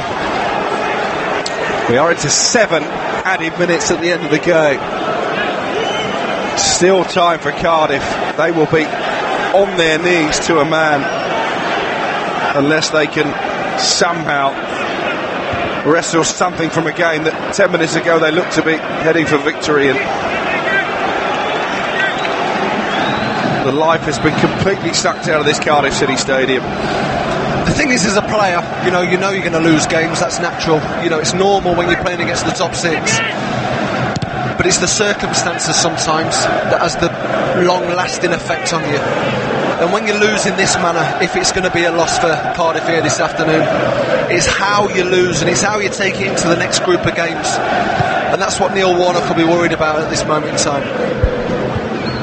Suddenly the Chelsea fans are no longer calling for Mauricio Sarri's head. They are trying to roar their team to victory. What a fickle game football can be. What a cruel one it can be as well. And you'd have to have a heart of stone not to feel sorry for Cardiff and for Neil Warnock. Probably, unless you're Chris Hughton or Alf Hasenhüttl or Sean Dyche right at this moment. Absolutely, and they'll be watching. They'll be sat there at home watching this turn of events and thinking perhaps 15 minutes ago what a challenge they had with Cardiff gaining momentum on them, but they'll be asking for that second cup of tea now, Alex, and slowly reclining in their sofas and looking excited at what's going to be an incredible turn of the last 6 or 7 games. It's brilliant. What a great ending to a Premier League season. Oh, Hazard, lovely turn away from Gunnarsson, who's absolutely dead on his feet out there. Hazard towards the penalty area, into Barkley. This should be 3-1, but he's blazed it over the bar. Golden chance for Chelsea to seal the win. But you could see there that Aaron Gunnarsson is... Hazard turned away from the veteran Icelander, just had no more to give. No, Gunnarsson's ran his race this afternoon. He's been brilliant for his team. Led them fantastically well from midfield, but was expecting a little bit more from Ross Barkley there. Great turn on the halfway line by Hazard. The subs, listen, it'll be a story of a game. Sorry, he'll say his post-match comments will be, well, my subs made a difference. And do you know what they have? They've won him the game this afternoon if it stays like this. 21 attempts for Chelsea to Cardiff 7, but here come Cardiff looking for an equaliser.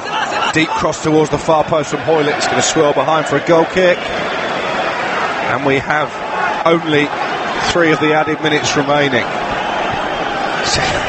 Difficult to sum this up, isn't it? I mean, certainly in terms of Maurizio Sarri, will he be hammered for the decisions he made before the game, or will he be applauded for reacting when it was going wrong and ultimately changing the game in Chelsea's favour? Listen, it's been one of them years for Sarri, hasn't it? You know, he's been crucified at certain points and he's been lauded at others. I don't think this is going to sit too well with Chelsea fans. I really don't. Even though they've won, you know, the manner of which they've won it's not been how they would probably foresee this game to take place this afternoon. It's been a performance of only perhaps 20 minutes for Chelsea. Aaron Gunnarsson is down holding his shoulder now. It's going to be a free kick for Cardiff. 20 yards or so inside their own half. Neil Etheridge, the goalkeeper in the red boots, is just going to punt this surely into the direction of the Chelsea 18-yard box.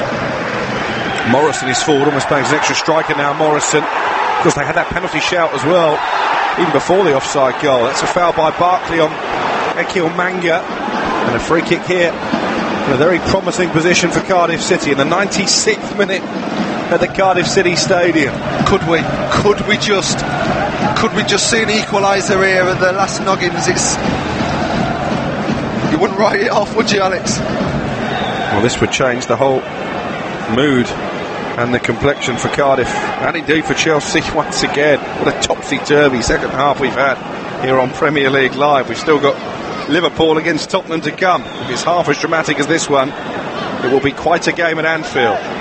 Camarasa, scorer of the Cardiff goal, is over the ball. It's 11-12 yards outside the penalty area, just to the right of centre. Needs a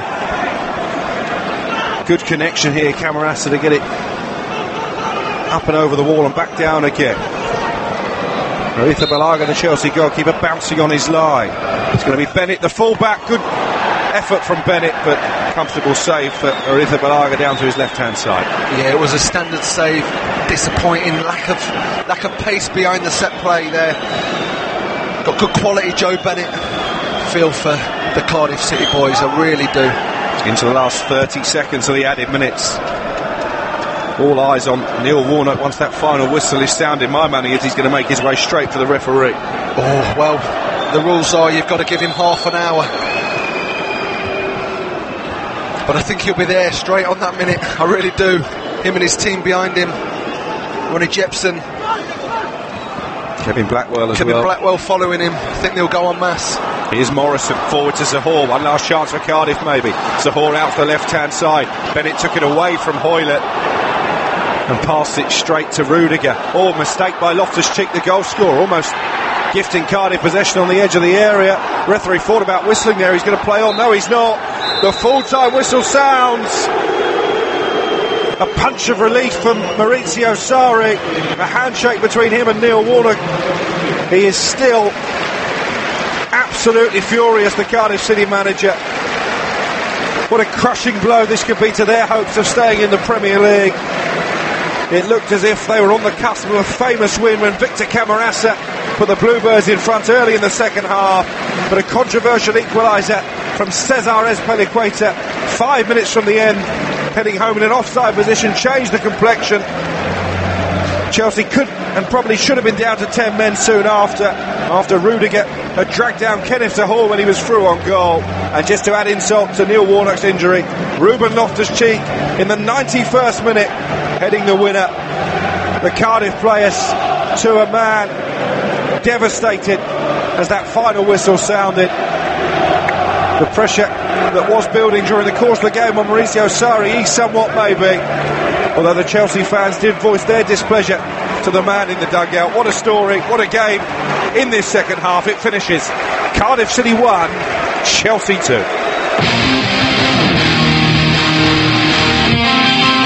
Throws it into the area, looking at Morrison, headed away by David Luiz. Kynaston to Arter on the edge of the box. Swift clearance, and Camarasa gives Cardiff City the lead.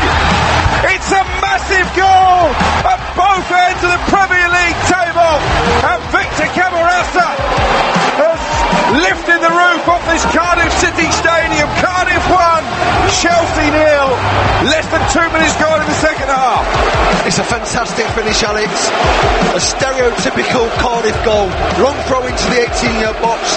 Defended it.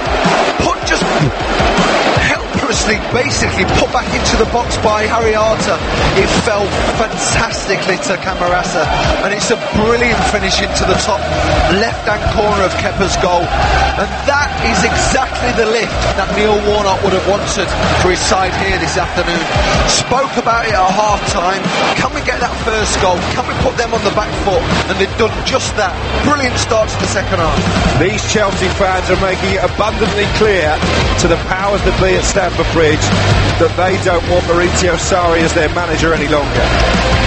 And you have to say, having witnessed these 79 minutes, and I saw Chelsea get absolutely destroyed by Bournemouth and the vitality as well, you can understand their frustration. William with a corner, Alonso across the face of goal, and Cesar Azpilicueta equalises for Chelsea. It's a goal they scarcely deserve. It's his first in the Premier League since April of last year, and it may just have earned Maurizio Sarri a stay of execution, because with 5 minutes to go, it is Cardiff 1, Chelsea 1. How cruel is that? And he's offside, isn't he? What a bad decision. What a huge decision. Coming forward, William with a cross towards Giroud at the far post, and he's headed in by Ruben Loftus-Cheek. Chelsea have won it in stoppage time. Ruben Loftus-Cheek with only his second goal of the season. It could be a decisive one, not just in terms of the top four, but also in terms of Cardiff's Premier League survival. Cardiff 1, Chelsea 2.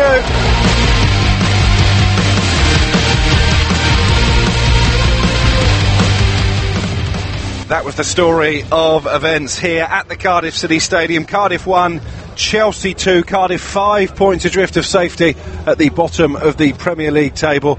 Chelsea just a point now outside the top four with a game in hand over some of the sides above them, but that doesn't begin to tell the story, does it, Sean Derry?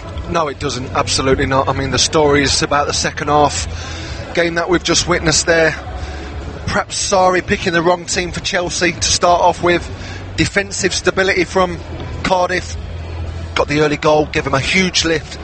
But we'll be talking only about one thing, and that's the referee's incompetency and the linesman's incompetency this afternoon. Crushing blow for Neil Warnock and his team. Didn't deserve that.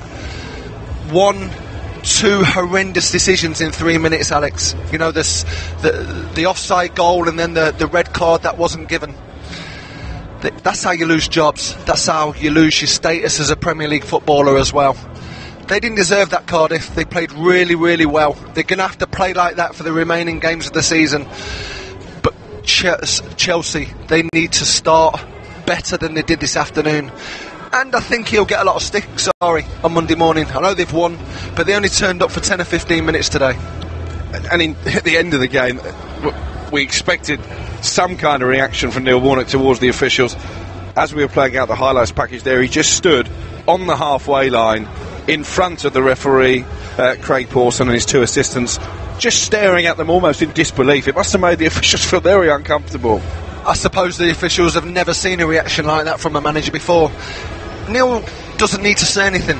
You know, the images will tell a story this afternoon. Let everybody else do his talking. We've seen it, we've witnessed it. A horrendous, one of the worst decisions I think I've seen at Premier League level. You know, I coach and manage at lower levels. You expect that down in Division 1 and Division 2. You don't expect that from the Premier League officials. And in terms of what this will do for morale now for Cardiff for the rest of the season, how do they as a group of players recover from this? Because they know this was a game that they should have won and probably would have won, but for that decision not to disallow the Azpilicueta goal. I mean, the sending off is again maybe open to interpretation. Perhaps the goalkeeper was going to get there and make the clearance. That was why it was in a yellow card. But that's a massive call. Suddenly 3 points turned to none. Yeah. And now they have to go again for Manchester City in midweek. Well, that's going to be a night where I think it's damage limitations. It often is when you go to Manchester City. All I would say is since Christmas time there's been a lot of stuff that they've had to deal with at Cardiff. You know, the Emiliano Sala tragedy that took place, Sol Bamba being injured for the remainder of the season, Patterson being injured. You know, days like today doesn't help. But sometimes in adversity you can create some strength, and I think that's what Neil will be saying to his team. The performance will give him great delight going into the remaining games. Yeah, it's going to be a big job now for Neil Warnock to pick his Cardiff players up. In terms of Chelsea, you heard it in the highlights package there, they're vocal. You don't know what you're doing. We want Sarri out. That was the shouts that were coming from the away end when Chelsea were losing that game. Does the fact they've managed to find a way to win it with a huge helping hand from the officials change anything, the way the Chelsea fans will be feeling about their manager? No, I think it's been bubbling for a while. You know, it's been bubbling all season. The decisions that he makes in terms of his team selection doesn't help his case. You know, his midfield didn't work well today. You know, he didn't have pace in wide areas today. You know, they've failed to break down a bottom 3 Premier League team today, and it was his substitutions that he actually got vilified for that worked in his favour. But I don't think it's going to go away, Alex. Well, this is the first of 2 commentaries we are bringing you this afternoon. Once you've recovered from Cardiff against Chelsea, we are hot-footing it up to Anfield. Liverpool against Tottenham, another game with massive implications both in terms of the title race and indeed the top 4. Tottenham will have been well aware of events at the Cardiff City Stadium, that is for sure. Let's get the team news with our match commentator, Phil Blacker. Well, Liverpool make a couple of changes from their victory against Fulham, their last game before the international break. Jordan Henderson fit again to skipper the side after an ankle injury. James Milner also comes in. Fabinho and Adam Lallana drop to the bench. Alisson's in goal. It's Alexander-Arnold, Matip, Van Dijk and Robertson at the back. Milner, Henderson and Wijnaldum in midfield. Salah and Mane either side of Roberto Firmino. 2 changes as well for Tottenham from their defeat at Southampton. They haven't played since the 9th of March. Kieran Trippier and Toby Alderweireld coming in for Walker-Peters and Eric Dyer, who's out with a thigh injury. Lloris in goal, Alderweireld, Sanchez and Vertonghen. We expect a back 3. Trippier and Rose out wide. Sissoko, Ali and Eriksson. Lucas in support of Harry Kane. So that's how they line up at Anfield. Liverpool against Tottenham. Kick-off 20 minutes away. We can hear now from the 2 managers, Mauricio Pochettino of Tottenham and Liverpool's Jurgen Klopp. The only period in the whole season without any interruptions is this one, because now it's really until the final match day, go for it. And that's exactly what the situation you want to have, that you are still fighting for a lot of things, and we're fighting for 2 things, so that's brilliant. And we'll do everything we can to be as successful as possible. I said we created a basis, now we have to work with it, yeah, and that's it. We can enjoy things in a different way, enjoying like legs on the table and watching it, that's one thing. We enjoy to work for it, we enjoy to fight for it. That's from that point of view, yes, we should enjoy it 100%. It must be, for me, the motivation is to change our dynamic of the result. I think we need to start to feel again, to win, and the victory, of course, is a challenge to go there. They are unbeaten on Premier League this season. on Anfield, and it's going to be a massive challenge. In the same way, we respect them. They are doing a very good job. They are a very good team, and it's going to be tough, of course. Last season was very tough, the game. I think our performance was very good, and that is a very good point to start to build in our mind the determination to go there and try to be competitive and win the game. But of course, it's going to be difficult. Before a season starts, you have a lot of things what you expect, what you think, what could happen, what you want to achieve. It's for a club like us, it's qualifying for the Champions League. That's the most important thing. And we said that before. And we said the only period in the whole season without any interruptions is this one, because now it's really until the final match day, go for it. And that's exactly what the situation you want to have, that you are still fighting for a lot of things, and we are fighting for two things, so that's brilliant. And we'll do everything we can to be as successful as possible. I said we created a basis, now we have to work with it, yeah, and that's it. We can enjoy things in a different way, enjoying like legs on the table and watching it. That's one thing. We enjoy to work for it. We enjoy to fight for it. That's from that point of view, yes, we should enjoy it 100%. It's the speculation about some club now is going to come on with another clubs, and it's like the player that they're going to start now. The speculation. The most important that maybe for the normal people, can be a big issue, or normal people that don't have the habit to be in this business, maybe yes. The people on the street say, that the speculation maybe can affect the focus of the player, of the manager, the coaching staff. But for us, it's normal and it's natural. We are so focused in our job. That doesn't mean that we are going to win all the game or we are going to lose all the game. That is our job, that we need to live with this type of situation, and we deal with that. Jurgen Klopp and Mauricio Pochettino there speaking ahead of Liverpool against Tottenham kickoff imminent now at Anfield. Sean Derry, quick prediction from you as to how that one may go. Well, I think it's going to be a home win. I think it's going to be we're hopeful for an exciting affair.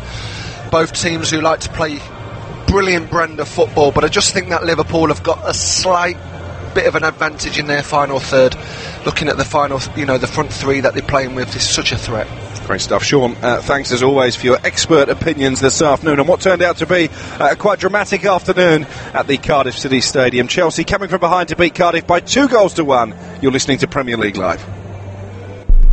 Go to TalkSport.com and sign up now to play the free TalkSport Predictor game. Predict the results of the English Premier League games this season for the chance to win top-flight weekly prizes. From the Gunners getting away goals at Anfield to epic finishes at the Etihad. Click TalkSport.com/predictor and register now for the chance to go top of the table in the Ultimate Football Fan Tournament. The TalkSport English Premier League Predictor game. Available online and for free at TalkSport.com/predictor. If you're outside the UK and Ireland, we've got you covered. TalkSport's international service covers every Premier League match live. Full commentary, pre- and post-match analysis, and goals as they go in from every single Premier League match. Kane now on his left foot, bends a shot, what a goal from Harry Kane! MBE! Stunning finish with his left foot into the top corner. It's wonderful from Spurs. It's magnificent from Harry Kane. No wonder the Queen wanted to bestow an honour upon him. What a goal to celebrate. Every game is covered. Get involved in debates. Ask in-game questions to our commentary team and get goal updates with @TalkSport Live on Twitter. Salah's readying himself to take this one. Van Dijk's there. Lovren's there. Fabinho's there to open his account for Liverpool. And just as City go 2-1 down at Leicester, Liverpool stamp their authority at Anfield. Yet more. Liverpool 4, Newcastle 0. Title challenge on. Are they now the favourites? Kick-by-kick commentary, expert opinion, international coverage of the world's most exciting football league. Aubameyang through to Torreira inside the area. Torreira scores! And surely now, North London is red again. Arsenal 4, Tottenham 2. Here's Maddison for Leicester. Vardy chance, Vardy goal. Leicester City out of nowhere have got the lead. Jamie Vardy, who's been virtually anonymous this afternoon, isn't anymore. Wonderful finish by Premier League Live. Brought to you by TalkSport Live. The Premier League Preview Show with TalkSport. Pogba leaves it, Rashford hits it, oh, it's a goal, it's the first goal of the Ole Gunnar Solskjaer era. TalkSport's Premier League experts give their views ahead of the weekend's action. Cardiff City legend Danny Gavidan joins us on the Preview Show. He's got some new teeth. The former Millwall captain Matt Lawrence with us on the Preview Show. Former Liverpool striker Neil Mellor is on the Preview Show this week. Subscribe to the podcast today at TalkSport.com. This is Premier League Live. Premier League Live with TalkSport. This is a golden chance, and Marcus Rashford doesn't need a second invitation. The only way to listen to the world's most exciting league outside the UK and Ireland. It's a big chance here for West Ham, and they've got the equalising goal. A brilliant free kick right off the training ground. We've got every single goal, every single weekend of the season. Son to shoot, goal! Tottenham Hotspur have broken through. English football at its finest. Square pass to Kante, and now a brilliant finish from Gonzalo Higuain. Premier League Live with TalkSport. You're listening to TalkSport's coverage of Liverpool against Tottenham from Anfield. I'm your host, Phil Blacker. Alongside me is the former Tottenham and Reading midfielder, Kevin Watson. This is Premier League Live, second against third in the Premier League, although 15 points now separate Liverpool and Tottenham. The Reds look to return to the top of the table today, starting a point behind Manchester City. With this, the first of 7 remaining fixtures as they attempt to end a 29-year wait for the title. Never before in their illustrious history have they had more points at this stage of a season.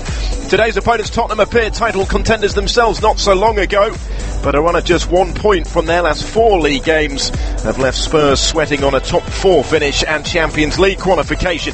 It's their worst run of form for 7 years, and they face a daunting task to improve that record at Anfield, where they've won just 1 of their last 24 league visits. Let's run you through how they are lining up today. Liverpool make a couple of changes from their last game, a victory at Fulham before the international break a couple of weeks ago.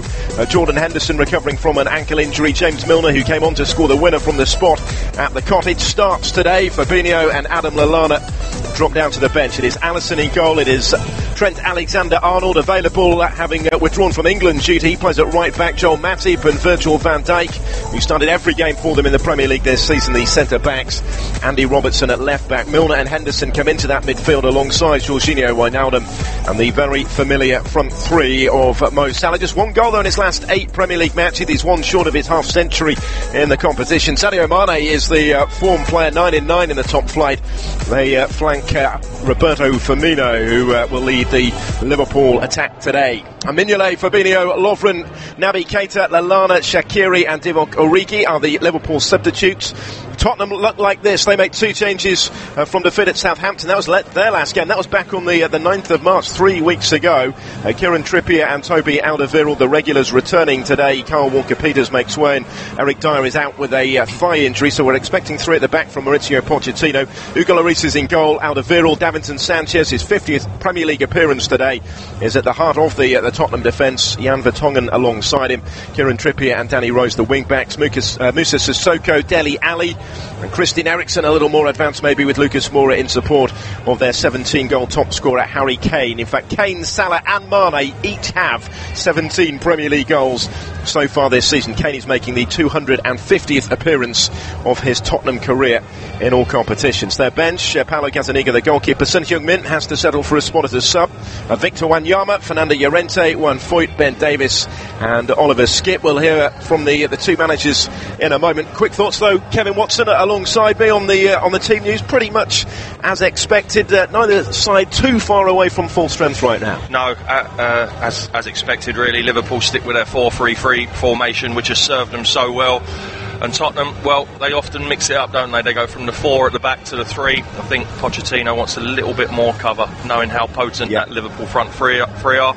So he's gone with the extra centre-half today. But this really should be a cracking game of football. It's understandable in the circumstances, the potential Tottenham approach, isn't it? Still no Harry Winks through injury. He is a name missing along with Eric Dyer. So maybe a little short in those holding midfield positions. Yes, most certainly, because Sissoko, I mean, he's come to the fore, hasn't he? Second half of the season, bit of a cult figure figure at Spurs now. I don't think anyone liked him at the start of the season, but all of a sudden he's really cemented his place in a central midfield berth, if you like, and he's sort of come into his own. Not really defensive though, is he? And nor's Dele Alli.